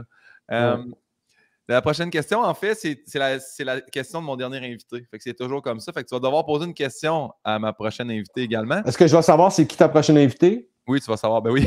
Oui, OK. je vais t'informer. J'aurais d'ailleurs pu t'informer dès le début. Mais mon dernier invité était Laurent Paquin. Oui. La question était, quel est ton plus beau et ton pire souvenir de l'ENH? L'ENH qui est l'École nationale de l'humour. Ouais. J'ai relancé la question. Ben, j'ai fait crime. C'est une bonne question. Tu as relancé, Laurent. À lui, tu as posé. Ouais. Mon plus beau souvenir, je pense que c'est... Mon plus beau souvenir, je pense que c'était sûrement un des parties. On faisait des parties, nous autres, notre cohorte, là. On faisait des gros parties. Les profs venaient. C'était chez Francis Cloutier, justement, des Chicken Swell. Puis il y avait un appart, un grand appart. Puis on faisait des gros parties là-dedans. Les parties étaient vraiment le fun. Ça fait sûrement partie de mes plus beaux souvenirs. Pire souvenir, c'était un show. Je pense que c'était un corpo pour le Parti québécois ou je sais pas, des militants du Parti québécois. Puis il était sous, puis il y en a un qui n'arrêtait pas de nous déranger des clés. Tu sais, puis moi, j'avais jamais dealé avec des hecklers. Puis ça me brisait le cœur de voir mes collègues, tu sais, qui passaient avant moi. Puis se faire détruire. Puis fait que là, j'étais monté sur scène, puis je m'étais engueulé avec le gars, tu sais, mais comme zéro connaissance de mon métier, zéro, pas le bon timing, j'ai pas dit les bonnes tu sais, là, tout wrong, là, tu sais. Puis Martin et Matt qui devaient passer après moi, qui était comme juste en tabarnak, il a tout... il a crissé un chaos, là, tu sais, qu'il fallait qu'il deal avec ça, puis comme Martin et Matt, il fait, là, tu sais, il faisait juste rire de moi, tu sais, puis c'est ça, c'est de même, ça en est sorti, tu sais. Puis, fait quoi, ça, c'était mon pire souvenir. Ouais. L'école de l'humour. Ben, félicitations de l'avoir fait déjà là. C'est une étape de plus que moi, ça. Ça, c'est un petit deuil que moi, j'ai fait. Ah oui, parce que tu t'en es bien sorti quand même. Oui, 2009, j'avais essayé. Oui, c'est ça. J'ai trouvé. Parce que c'est ça, il y a d'autres chemins. Il y a d'autres chemins. Il y a d'autres chemins. Ben oui, il y a d'autres chemins. Mais qu'il y a d'autres chemins. Ma prochaine invitée, c'est l'animatrice du show de radio maintenant le matin, Marie-Josée Gauvin. Je ne sais pas si tu connais Marie-Josée Gauvin. Je connais de nom, puis je l'ai entendu à la radio, oui. Elle est magnifique. Puis là, elle a. Je ne sais pas si je peux appeler ça le deuil périnatal. Je sais que Phil, il en parle, Phil Roy, dans son show, mais elle vient de sortir un documentaire sur Crave, là, justement, des gens qui perdent un enfant avant la naissance. Puis elle en a parlé un petit peu ce matin. J'étais à la radio avec elle ce matin, puis elle en a parlé, mais ça sortait hier. Là, je dis ça, aujourd'hui, on est le 6 décembre. Fait que c'est ça. Mais pour ceux qui nous entendent, c'est déjà disponible sur Crave si vous voulez l'écouter. As-tu une question pour Marie-Josée Gauvin? Ça peut être n'importe quoi. Je connais pas beaucoup Marie-Josée, fait que puis j'ai comme le souci de te performer et de poser la bonne question. Il y a quelqu'un qui a demandé c'est quoi ta sorte de pâte préférée. Là, ça part sur n'importe quoi. Il n'y a pas de mauvaise question. Là. OK, je vais demander à Marie-Josée. Mais là, tu m'as parlé de... Moi, je ne savais pas qu'elle avait vécu ce drame-là, tu sais. Elle a eu un enfant. Elle a eu un enfant. OK, elle a eu un enfant par la suite. Mais je crois, si je ne veux pas me tromper, je pense qu'elle en a perdu 3 avant la naissance. Oh boy. Son 4e, c'est comme un petit miracle. Oh my God. OK. Oh my God, c'est bouleversant cette affaire-là. 3 fois quand tu désires avoir des enfants. Bon, elle a réussi. Sinon, on vient de sortir un livre sur la génération Musique Plus aussi. Là. Tu sais, ça peut être. il y a bien des enfants. Ah oui, elle a sorti un livre sur la génération Musique Plus. OK, mais ma question, c'est est-ce qu'elle parle du gros show dans son livre, La génération Musique Plus? Bonne question. Est-ce qu'elle parle du gros show? Sinon, pourquoi elle ne parle pas du gros show?